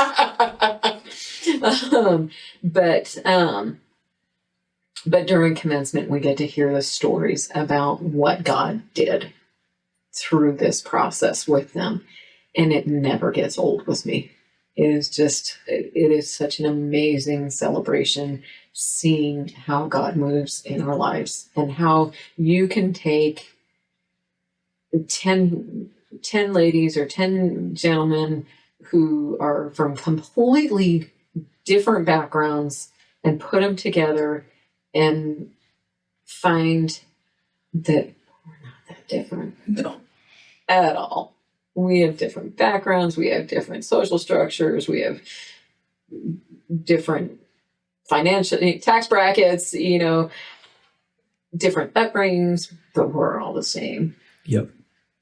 And just seeing how this common thread of navigating through things like your belief system, you're, navigating through these things like,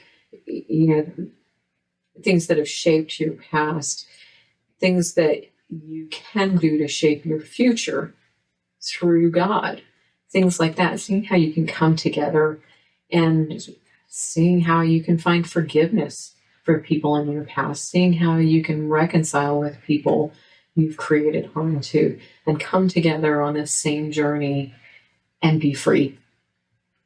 And it's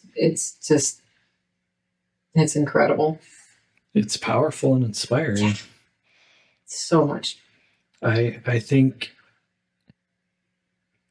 being careful, because I don't want to say like, I have the answer, I have the solution. Like we were just saying, I don't think anyone has the answer or solution. Yeah. I think a part of it, from what I've seen, is in relationships. In that we need to draw back into community with each other, in relationship to each other, supporting each other, loving each other. I don't think that's the entire solution, but I think that's a key piece that I've seen highlight itself. If we can share our stories and then people can realize they're not alone, like that opens so many doors. Yeah. If then they're not feeling alone and willing to walk beside someone, okay, then there's opportunity for recovery that wasn't, or for hope, or for change. We need to love each other. Yep. And I will say one of the most heartbreaking things to see is somebody who chooses to continue to close himself off from it. Yes. Because unfortunately we see that too. We see people who are just not there yet and who are just like, nope, I can't share any of this with anybody. Yeah. And I think there's been so much stigma and shame heaped on anything. Mm-hmm. Oh, you're an addict. Oh, you're some mental illness. Oh, you're X, Y, or Z. Like, the reality that I've seen, though, is 99 out of 100 people aren't thinking that. It's just you. Yeah. Like, we're too absorbed with ourselves to know or care what anybody else's stuff is. Yeah, that is. I mean, we think, and this goes back to one of my own struggles with pride, and nobody should see me this way.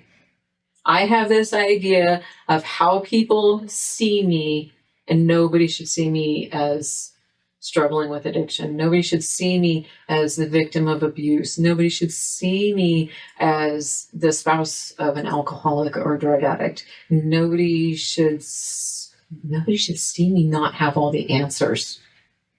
I mean, it's just like one of the most freeing things that I learned in recovery was to say, I don't know. Yeah. Because I always thought I was supposed to have all the answers to everything. And if I didn't, I was dumb. I felt that a lot. And so just being able to, and it's funny because with some of the women I work with, sometimes I'll just look at them and go, I don't know, let's find out together. Yeah. And they'll just kind of look at me like, you don't know either. And I'm like, nope. And that's okay. We'll figure it out together. That can be one of the most connecting things, like continuing that line of nobody should see me like this, like everybody should see me with all the answers. It's like you tweak and flip that. Only God's perfect. Nobody should see me as completely perfect because I'm not God. Yeah. It's good for people to see that I'm not perfect. Yeah. Not that I need to act not perfect, but I shouldn't present my image right as completely perfect. I should be authentic, genuine, who I am. Yeah. It's like, I still fall down some days. And it's not like it used to be. Praise God for that. But there are still days I will never forget. Like, I don't know if you ever just have one of those days where you just wake up and you just go, just not feeling it today. I don't know what I'm doing. I don't know why I'm doing it. And, and I had one of those days, like this was several months ago, where I woke up and it's like, as I woke up, like the more I woke up, the more like the little chattering in my head said, what do you think you're doing in ministry? Who are you to be talking to these people? And I was just like, what is wrong with me? But I couldn't shake it off. And I'm like, I'm going into a meeting with my boss and I'm a mess. And I'm just like, he's going to tell me I'm worthless. He's going to tell me what a failure I am. No talk like negative self-talk. And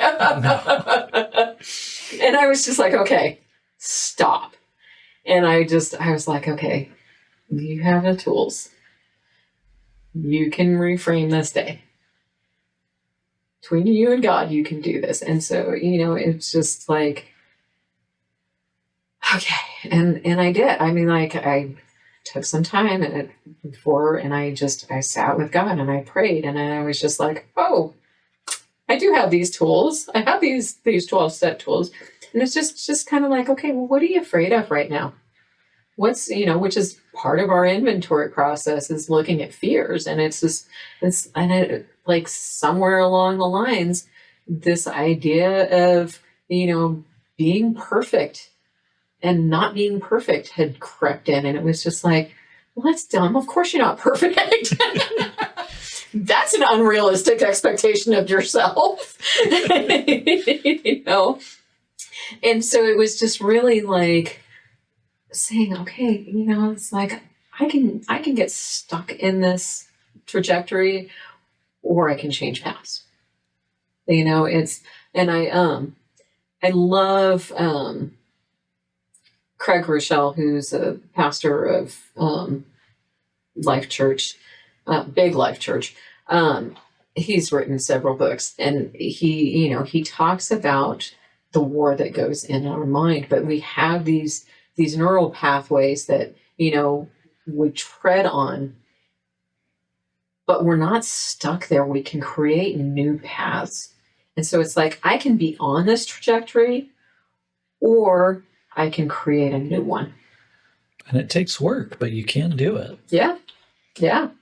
And it's, it's really just being intentional about it, and just, not, because there's the challenge also of something called spiritual bypass that I see with a lot of people who are just like, well, I know my life. I know that my life is a train wreck now, but God is good, and just trying to convince themselves. So it's not just like trying, it's owning like, yeah, my life is a train wreck right now, but this is what I'm doing about it. Yeah. Not just trying to bypass and go, everything's going to be fine, which was what I did for years in my struggles with my first marriage, which was, in my struggles at my job, was just like, everything's going to be okay. Everything's going to be fine, and it's just like, okay, well, let's call it for what it is. It's a mess right now, but this is what we can do about it. Yeah. We don't have to be caught in this trap. I don't have to pretend everything is okay. Yes, I can say I'm struggling. I mean, like David in the Bible is such a comfort to me because like he is like one minute, like God is amazing, God is awesome, God is, and then the next minute, like, why have you forsaken me? Like, you are my guy because I have felt that. Yes. So it's, it is comforting to know that yes, God is control. God is in control. There is, things will work out, but it doesn't mean that I have to pretend that I'm not okay to get there. Yeah. Like I can just say that, and I have tools to work through the process. And so, yeah. I think it's been interesting to watch people walk kind of between two paths. I view it kind of as a pendulum. It's all the way over here where it's like everything needs to be perfect. I need to present an image. Yeah. And if things are failing, then I'm not doing something right. Then they swing over maybe to some other point over here where it's like God's in complete control, so I don't need to put any effort. God will just work through me. It's like, no, yeah. Like we swing from extreme to another extreme. It's like, let's bring it into the middle a little bit. Yeah. It's like, yes, God will do that, but he still called you to take ownership of the journey. There's still some responsibility. And that's, one of the things I loved about working with Kimbra was, she would constantly be impressing on all of us at Loving, but also our volunteers. And she would just say, we don't fix and we don't rescue, we don't push and we don't pull. And, we will walk alongside people, but, we're never going to do anything for anybody. And that's the thing, because God is, he is going to do a lot for us and he is going to advocate for us, but he's also going to give us the license to go out and do these things and steward these things well. And he's also going to give us room to fail. Yeah. Because that's how we learn.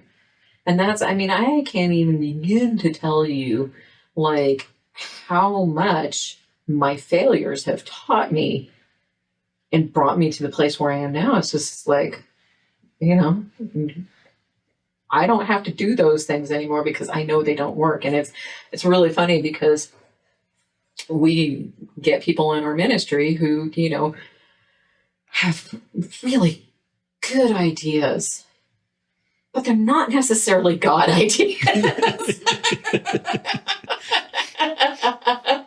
And it's like, I know that sounds like a really good idea, but there's some of us who've tried things on, I will tell you, the first year that we launched the ministry, like we had to learn a lot of things the hard way, which is any part of any growth process. Yeah. But now it's like, okay, well, this is why we do the things that we do, is because we've learned things the hard way. Yep. And it's, such as anything in life. But I always get tickled when people just come to us with their great ideas. And it's like, I don't want to tell you that's not going to work, but it's not going to work.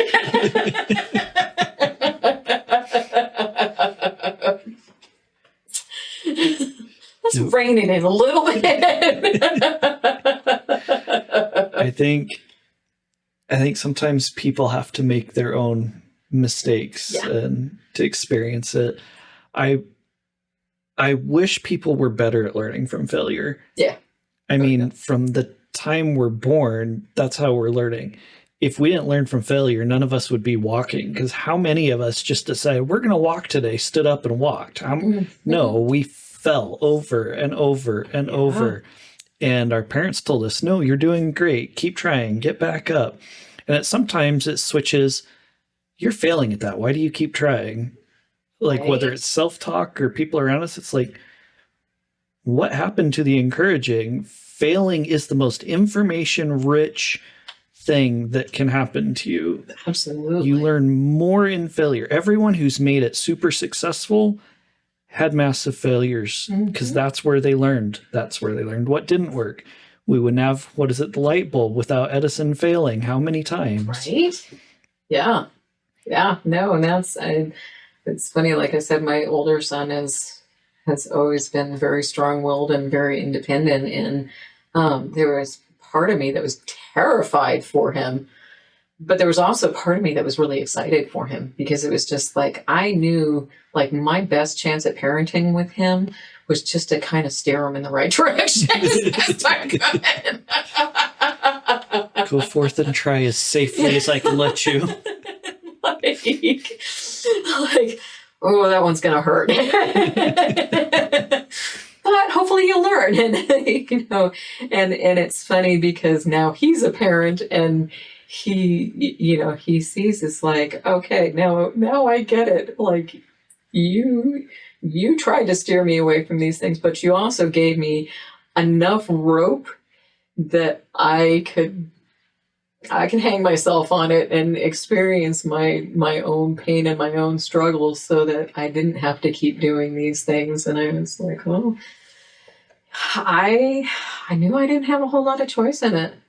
I knew that you, from the time you were young, you pretty much had your mindset on who you were going to be and what you were going to do. So, and with my own struggle growing up, and like I said, having, and I don't want anybody to hear me saying that I'm bashing on my father, because my father is as broken as he was. I know he came from brokenness, and so he wasn't he didn't have much of a model to raise me on, and it was truly by God's grace that I was able to break that mold and find recovery and be able to raise my kids differently. But I know that, I mean, I don't think my father set out to make me feel a certain way, and give me these limiting beliefs that I talked about not feeling like I was smart enough or good enough or anything. But unfortunately, he did. And that was just, but he wrestled, I'm sure, with the same things because I think that's how he was raised too. And it's just, it's one of those things that, like, again, we have that choice that we can continue down that path or we can change direction. Yep. And that's one of the coolest things to witness is seeing how when God rescues us from that path, how that's not just changing them, that's changing generations. Yes. And the potential that has behind it. That is one of those things that is just like, I love about that. There is no better high out there than to realize that, when God changes a life, he's not just changing one life. No. He's changing the generations behind that life. He's changing, and it's the whole, the ripple effect of, throwing the pebble in the water and watching the ripples go out. Well, that is the power of what God can do in a life, because I look at how many people have impacted my life, and now how many lives I get to impact through what I'm doing. And it's just like mind-boggling. Yeah. It's like, wow. And that life that can go on and change somebody else's life. And it's so powerful. I remember talking with Terry. We were trying to in Love Inc., one of the things you guys had us do was write out your vision. Mm-hmm. And it's like, don't really care about money, don't really care about fame, don't really care about all these things. I want a legacy. And it's the thing I came to a long time ago is the biggest impact I can have on the world is not actually anything I personally can do. It's in my kids. Yeah. My kids can have a bigger impact than I can have no matter what I do or how much I put into it. Same thing with those around, those you're able to help and teach. It's like, my goal isn't for me to have an impact. My goal is to enable everyone else to have an impact. Mm-hmm. Yeah. Yeah. Well said. But so I am curious. We've talked kind of a little bit about Rock Harbor's regeneration program, but not into a lot of specifics. Like, what is that? If someone was curious about that, or what that entails, how they could find it. Yeah. So there's, and this is one of the other things that's been really cool to watch happen through the program. So if somebody's local to Meridian, Boise, Nampa area, Treasure Valley. Unfortunately, we are currently the only church who is hosting regeneration in this area. There's another church way up north in Post Falls that is hosting it, but we're the only church in the valley that's doing it currently. And we meet on Thursday nights at 6:30 p.m. at Rock Harbor. If somebody is interested in just checking it out, they can just show up any Thursday night at 6:30. We have worship and a message first, and then we have a first-time group that meets afterwards, and anybody can just sit in and hear about it and hear about what the program entails, how it works, how they can be involved, and make a decision from there. And if it's something that they want to do, they can jump right in. They can get the curriculum that night and get started. And it's all about having a daily time with God. So the curriculum that we have just really focuses on having that 15, 20 minutes, with God in His Word. There's journaling, there's questions, things like that they would go through, and that would be a daily thing. And then, if it's, again, if it's something that they want to do, then we put them in a group that's called Groundwork, which is just basically helping them understand the structure of how it works and getting them used to the program and what they're going to be doing. And then once they've attended Groundwork for about 4 to 6 weeks, usually consecutively, then we move them into a step group as soon as it becomes available. And that's where the real meat and potatoes. that's where you're really diving in and really, like I said, getting to the heart of these things that we worship above God, or things that get between us and our relationship with God. And it's kind of cool, because this morning message at church was, he flat out asked, what's standing between you and your relationship with God right now? And, we really dive into that, and the steps really start to look at those things. And like I said, it is for anybody who is wanting to, if there's a specific struggle, or if there's just hey, I want a closer relationship with the Lord. And so anybody can do it. And I will say, if somebody's hearing this and they're saying, well, I'm not in the Treasure Valley and I'm not in Post Falls, where? Regeneration was born through Watermark Church in Dallas, Texas. And it is at several other churches throughout the country. So you are able to, depending on your area, you're able to look online and see how you can connect with a church that might be closer to you. If there isn't a church that's close by, they also have an online program that is done, I think, through Zoom.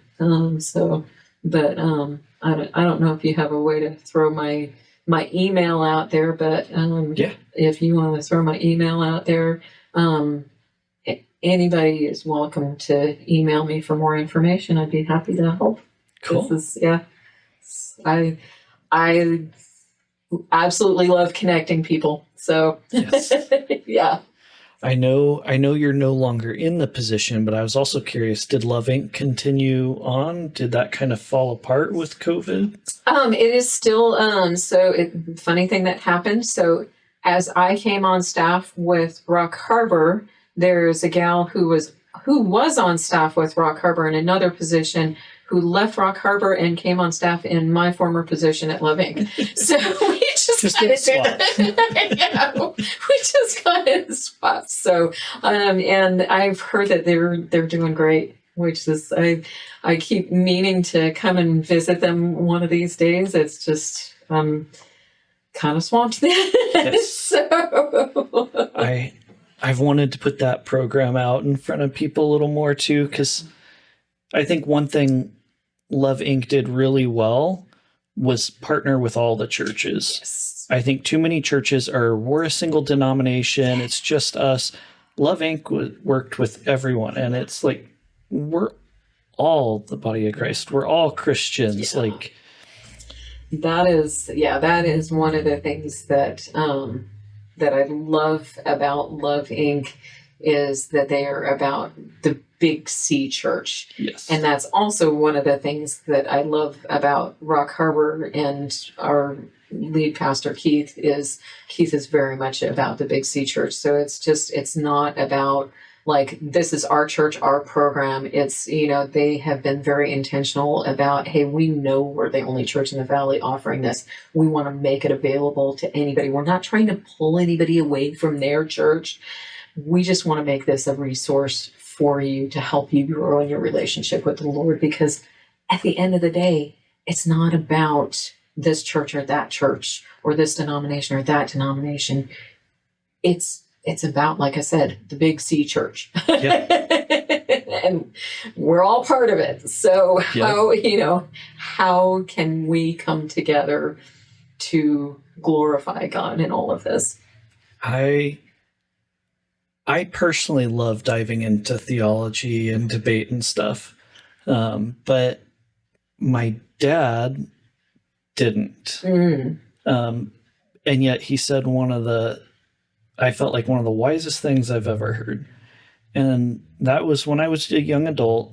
I mean, I had grown up in the Nazarene church my whole life. So, I mean, you stay where you have roots. Mm-hmm. So, but I wasn't clicking with the church at the location we were at. And what he told me was, it's never about the denomination. It's you go try it out and you find where you have that community and growth with God. Yeah. It's not, you need to be a Nazarene or you need to be a Baptist or X, Y, or Z. It's what matters is the community and growth with God. Yeah, exactly. Is this encouraging you to flourish in your relationship with the Lord? And that is, because I see so many people who just get stuck in this way, you have to do this. And it almost becomes like a bad relationship sometimes, where it's like, well, are you growing there? Well, no, but this is what my family's always done. It's like, well, kind of sounds like idolatry. Idolatry or stuck in a rut or both. Yeah.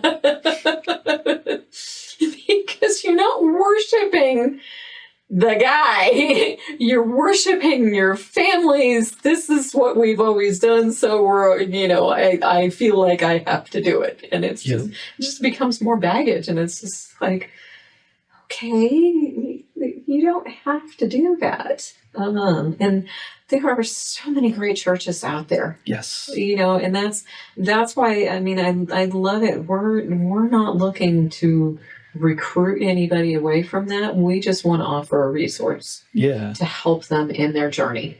I was curious, is Rock Harbor looking like, is that a program they can partner with other churches to start bringing it into other churches in the area? Yeah, actually, we last year we did kind of an open house that was sponsored by Watermark at Rock Harbor. The guy that kind of spearheaded the whole thing when they created Regeneration came out and presented on it and spoke on it and had several churches attend, but unfortunately nobody wanted to do it because they were just kind of like, well, if you guys are doing it, we'll just send people to you. Like, okay, but there's a lot of opportunity here. Because we're only on Thursday nights, so we're currently have plans of planting another campus and somewhere in Canyon County. We're looking at different opportunities in Nampa and praying through that. But our hope is eventually if we have another building.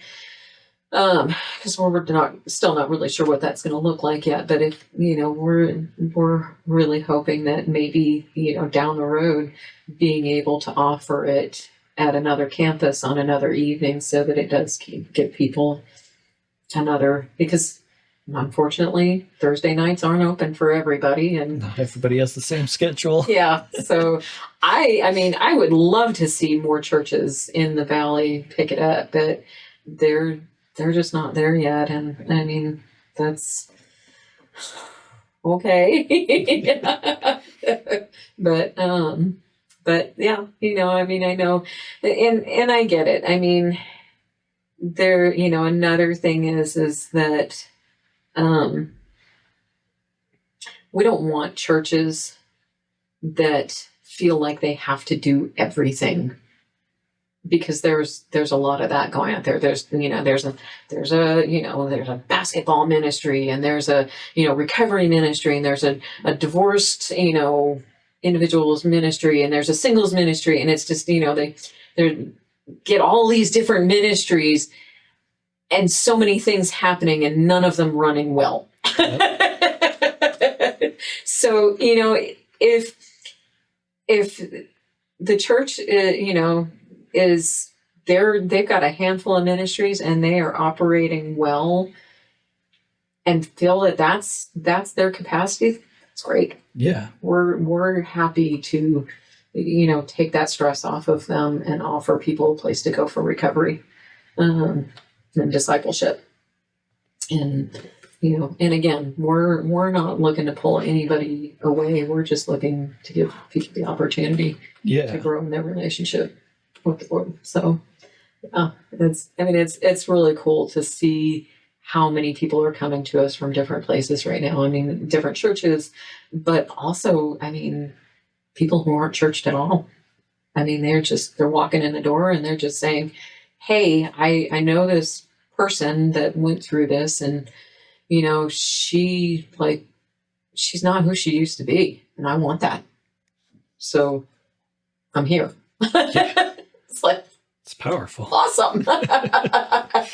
We're so glad. Yeah. And that gives us the opportunity to get them connected and then potentially connect back to the church. Because whether it's ours or somebody else's, Rock Harbor is a big church, and there are some people who are not comfortable with that. So it's like, okay, well, can we recommend this church? Can we recommend this church?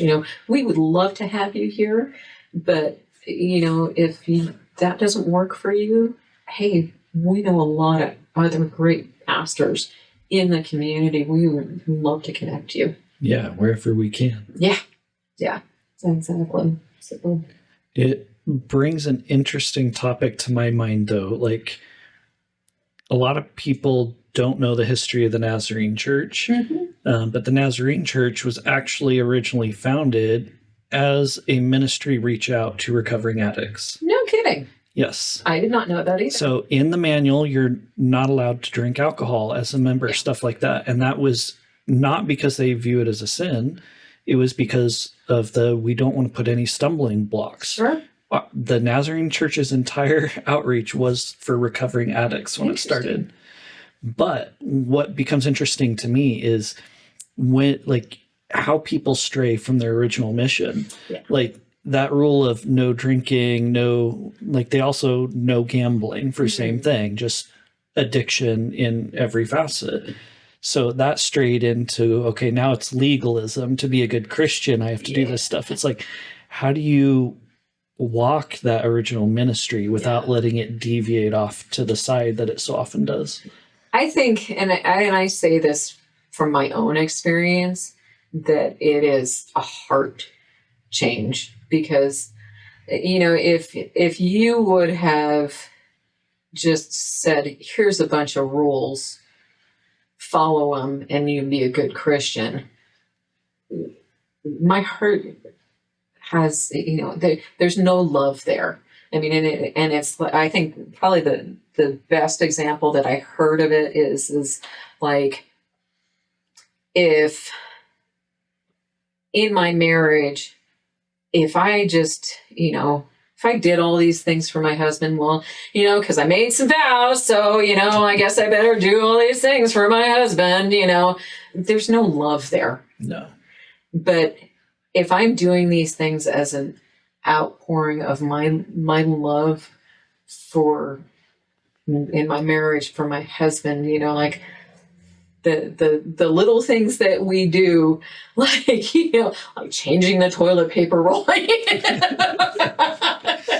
silly little things, taking out the trash, whatever it is, because I love him. That's, my relationship with God. It's like, I don't walk in obedience because I feel like he's going to strike me down, or because I feel like, I have to do this to be a good Christian. I do it because I love my Father, my Heavenly Father. I love him. And the things that I do are an outpouring of my love for him. And it's funny because I was trying to explain that to somebody a long time ago, because she was really wrestling with a lot of the same things I've wrestled with. And she was just like, well, I don't ever think that I can be a Christian like you. And I was just like, what do you mean? And she was just like, well, you serve, you do these, and you do, and I was just like, hang on. I never thought I could be a Christian like me either. And that was never what I set out for. It was going back to that question that, or that, that thing that God said to me about, you don't love me. Like, I want to love him better.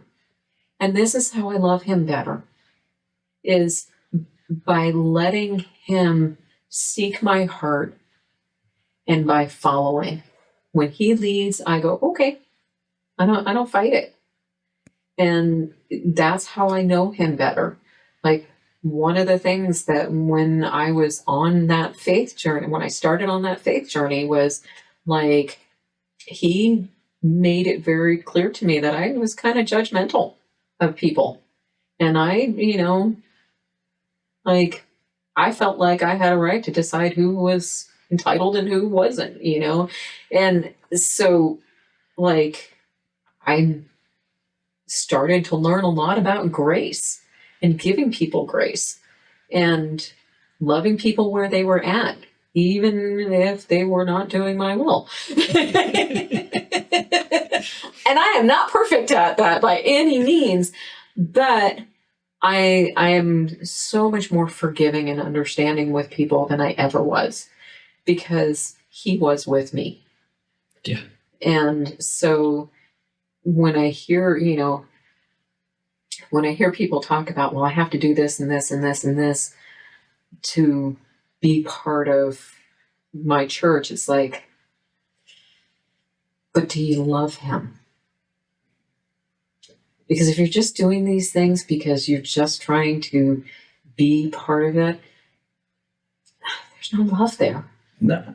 If you're doing them because it's an overflow of love in your heart, that's a different story.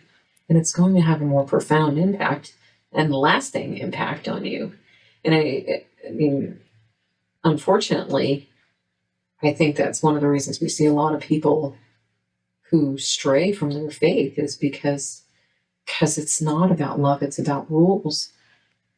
And it's supposed to be the fruits of the Spirit, not the check boxes of the Spirit. Exactly. Exactly.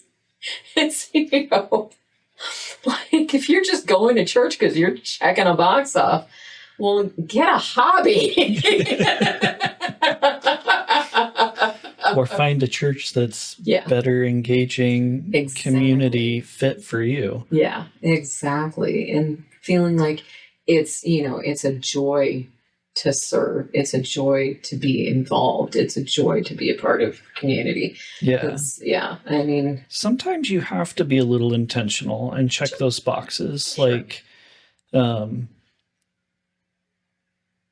one of the quotes my wife says a lot is, it's not face it till you, or fake it till you make it. It's face it till you make it. Mm-hmm. So sometimes it's like, okay, I'm going to go and I'm going to check this box. I'm going to force myself to go because I can't even check to get engaged unless I go. Oh, yeah. No, I totally agree. I mean, there's the best time, whether it's going to church or going to regeneration on Thursday nights, the best time to go is when you don't want to go. Yes.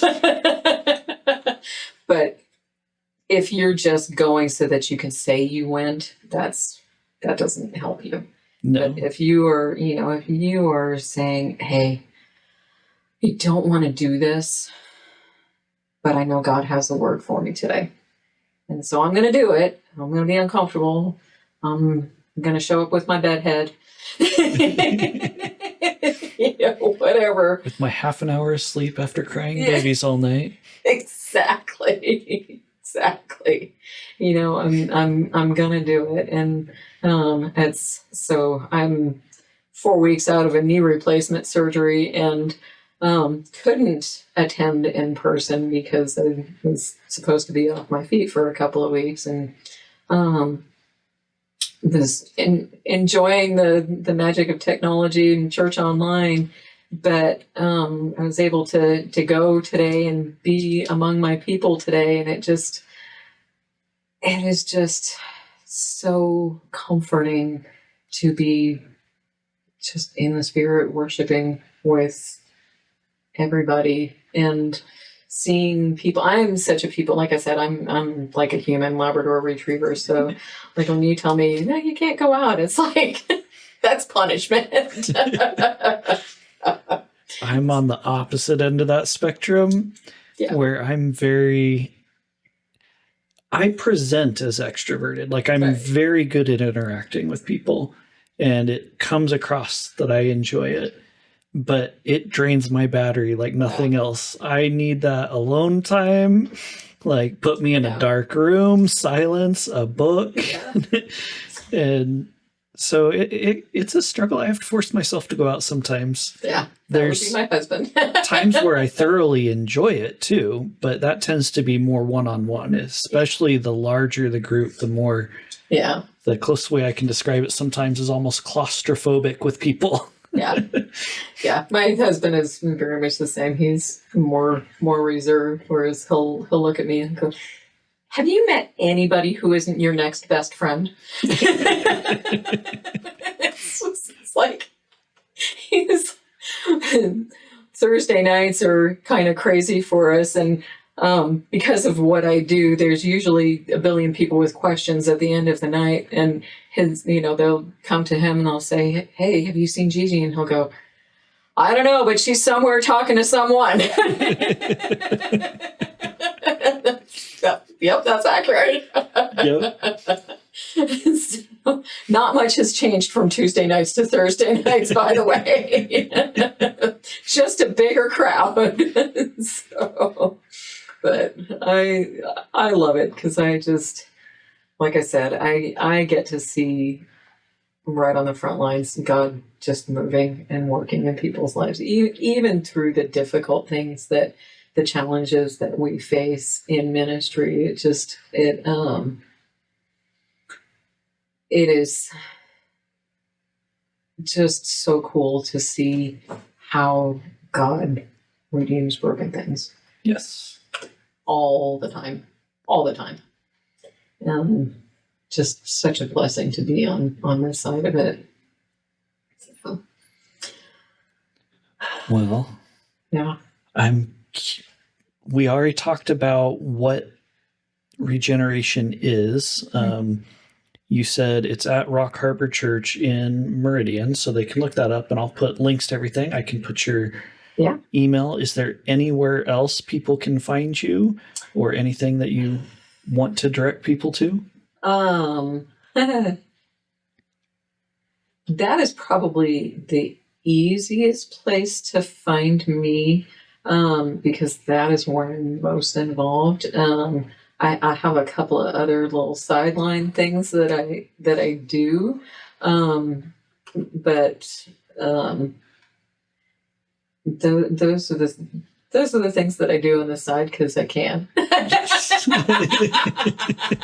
if you follow me on Facebook, you'll see what I'm talking about.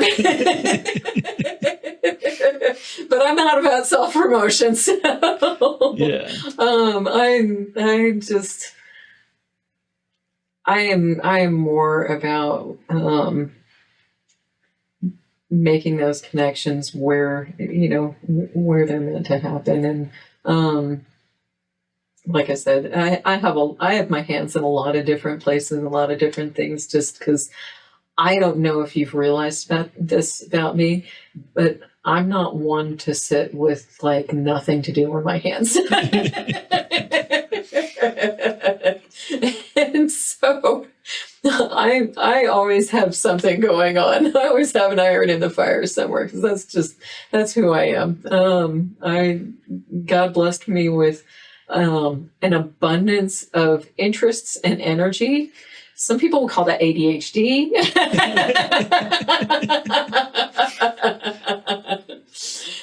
So I just, I just like, okay, as long as I, keep the main thing front and center, that's good, and everything else is just a bonus. Yeah. It's it's like I get to do these other things. I get to connect with other people through other avenues, and sometimes lead them to other places, which is super cool. Yeah. Yeah. I like making all the different connections. Yeah. I used to tell people at different jobs I would be at over the years, like, I'm the person not that necessarily knows how to do something, but I guarantee you very few people know as well as I do who would know. Yep. Like, I can connect you to whoever needs to be connected. Yeah. Well, and that's funny because, like, people are just, with what I do now, I introduce a lot of people to it because I'm a conversation person, and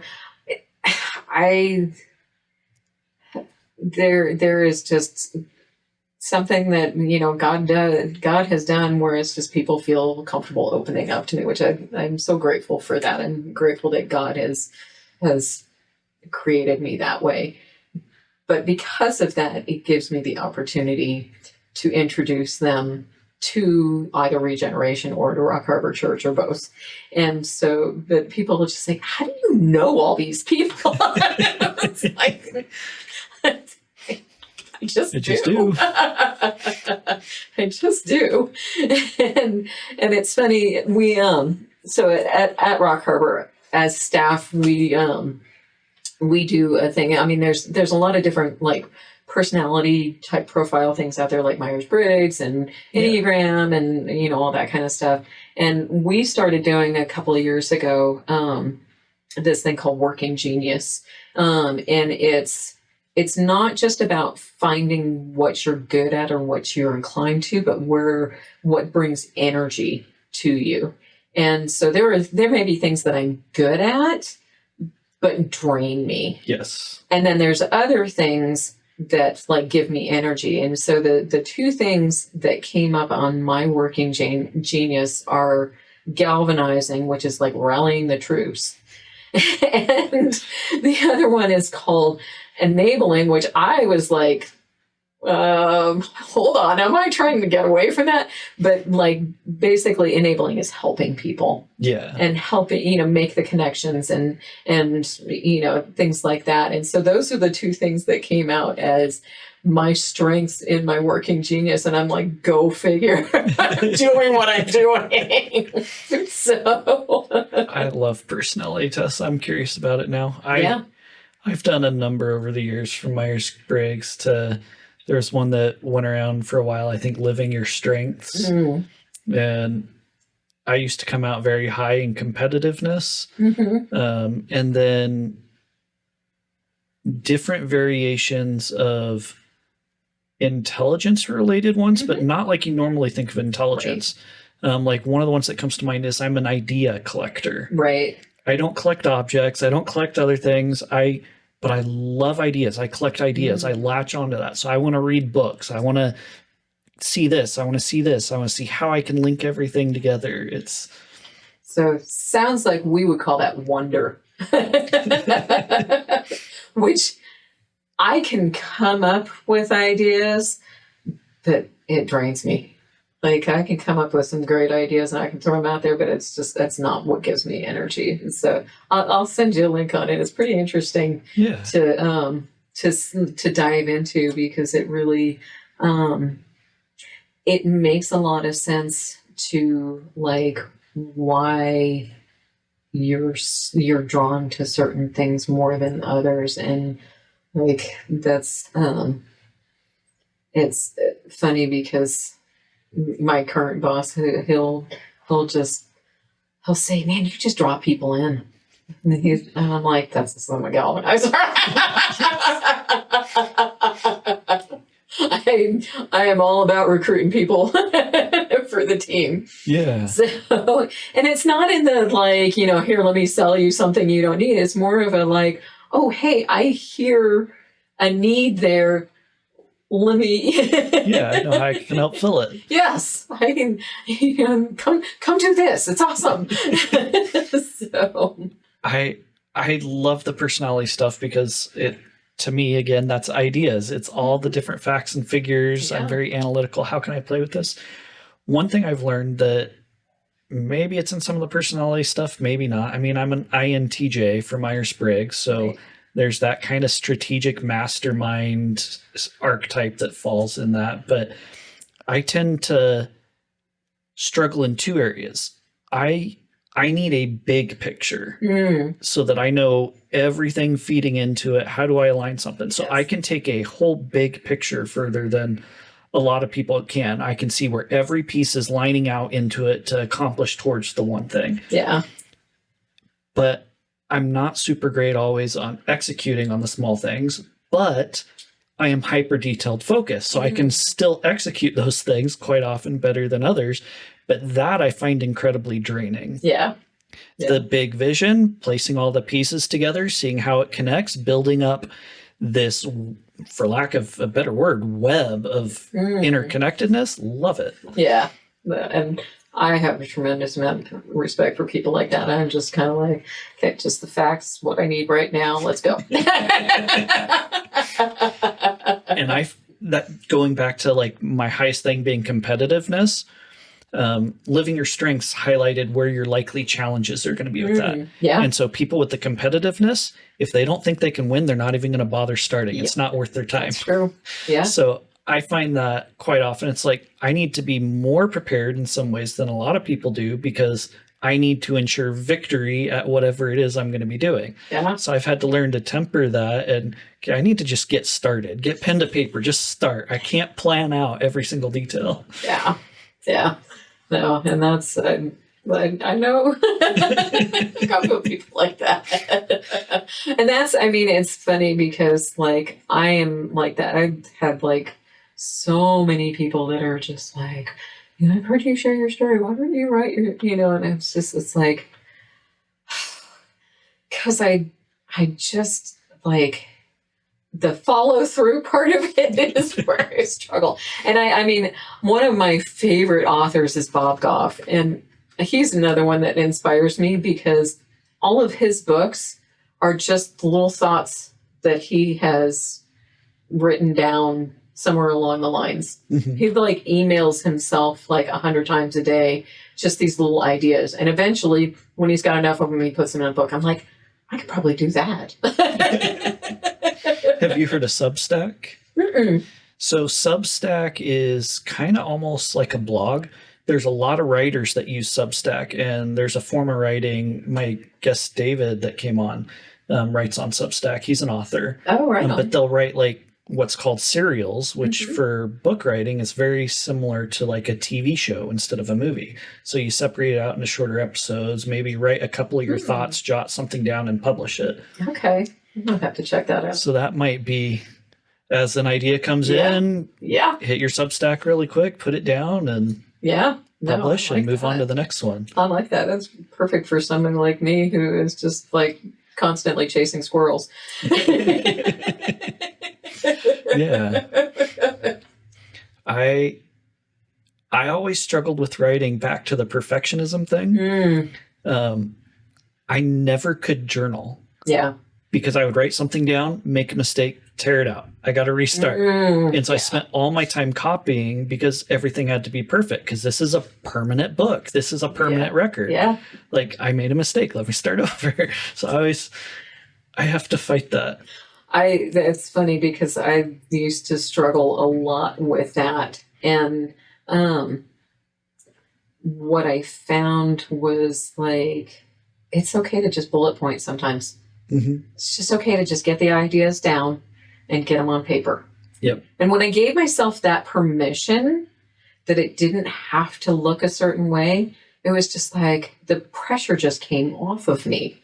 So, and so I share that with some of the women that I'm working with in Regen because they have these curriculums, and there's, pages where you journal, and there's pages where you answer questions and things like that. And it's like, if you're not a wordy person, that's okay. Yeah. I'm giving you permission to not feel like you have to write everything down. Just get your thoughts down. Like, what did that question trigger in you? Yeah. What did that scripture trigger in you? And it's just, you might develop it more later, or it is what it is, but that's okay as long as you put something down. Yeah. That's a start. God's developing that in you. Don't feel like you have to fit into this particular mold. That's what we're trying to break free of right now.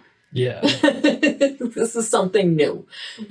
I found one of the ways to overcome that for myself a little bit is not put anything in a formal journal book. Yeah.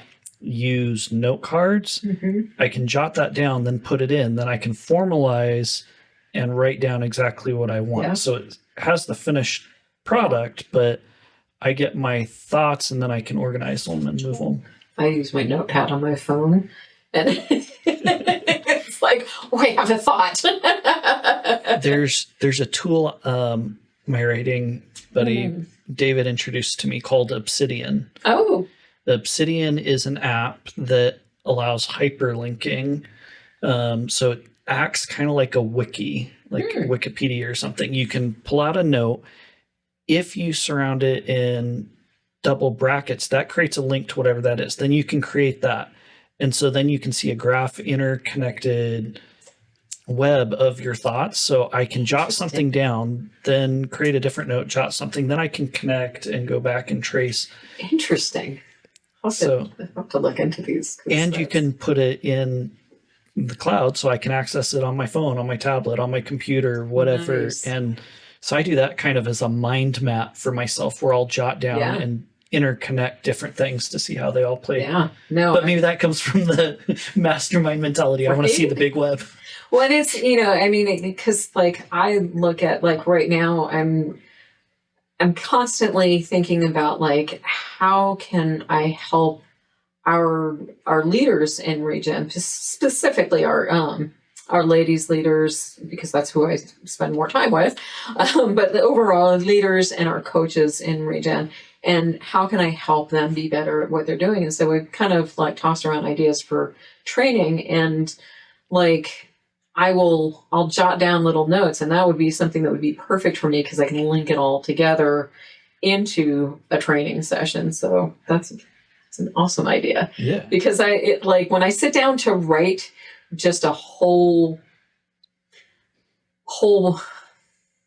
piece of curriculum, it's like I have so many ideas, and it's like, well, does that belong here or does that not belong here? Or is that something for somewhere else? You know? And that's the beauty of the hyperlinking. You can put it, let's say you write out a 500-word essay and you want to link things. Well, maybe I want to link this topic to an idea. So you can go put on any word, any phrase, whatever, just go put the double brackets around it. Now that's a topic. Okay. You can link back and you can link around, or maybe you notice as you're reading two notes that you've written previously that you want connected, and you can create your own hashtags or keywords and put brackets just out as metadata on the bottom. And then if you decide, no, they're not really related, you just delete the brackets and the link's gone. Nice. That's cool. That's super cool. It's good I've found it helpful for researching and planning. Yeah. Yeah. No, I like that. Because I also, like as I'm listening to different authors, I spend a lot more time listening to books than actually reading books. But there are so many things that I hear that's just like, oh, that's really good. I need to incorporate that. So I need that piece in there. And so it's a good way to just throw all those ideas and link them together for it. So thank you. And you do them into different, I believe they call them workspaces. So you can create one workspace maybe for your work, create a separate workspace maybe for writing a book or my podcast or in whatever. So you don't have to link them. But then if you ever want to, it's all just text files underneath. So you could always just go into your browser, copy those files over and place them in the other workspace. That's cool. So you can keep things separate or interconnect them. It's great. That's cool. I like that idea. But technology is incredible these days. Yes. Yes. I have a love-hate relationship with it. You and me both. I have found as a software dev, a lot of stuff is fixing bugs, not always new features. Yes. But you walk into a store, sorry, our credit card machine's going slow. It's like, I sympathize. I'm sorry. I am not going to be one of your angry customers. Yeah. Not a personal attack. It's just technology. Yes. Technology is beautiful, and it sucks because it doesn't perform as beautifully as our high hopes want it to at all times. Yes. I have a tool that was given to me for my physical therapy that is having some software challenges right now. And I'm resisting all urges to tell them that perhaps they should look at a different platform. Yeah. Okay, I won't tell you how to do your job, but software is amazing, but it has many limitations that the average person does not understand. Yeah. But it's fun to play with. Oh yeah. Good stuff. Yeah. Well, I think we've gone on for longer than we thought. Yeah, I think so too. My husband's going to start wondering if I'm coming home for dinner. My wife's going to start wondering if she can come home for dinner. But, well, thanks for coming on. Thank you. I appreciate it. Yeah. I love being able to share the journey that God's had me on, but especially where we're at right now and how it's accessible to anybody. Yes. Yeah. I mean, like I said, anybody can do this, and you don't have to be a member of any church. No. Let alone Rock Harbor. You just have to want something different. Yes. Be willing to try something different. Yes. So, well, hopefully more and more people will. Yeah. I think there's a huge need for it. Yeah. Yeah. There is. Right. And a growing need. Yeah. Well, and side note to all of this, we're also potentially looking at launching a program for high schoolers too. Nice. That's that Watermark has also developed. So we'll talk more about that when that actually happens, or I'll whoever winds up spearheading it, I'll lead them to you. Yeah, that'll be great. Yeah, it's pretty amazing. I love seeing how the opportunities out there to help even more. Yeah. So good stuff. Well, it's been an honor having you on. Honor here too. Appreciate it. Yeah. It's good to see you again too. It's good to see you too. And thanks for watching the Brenton Peck Podcast.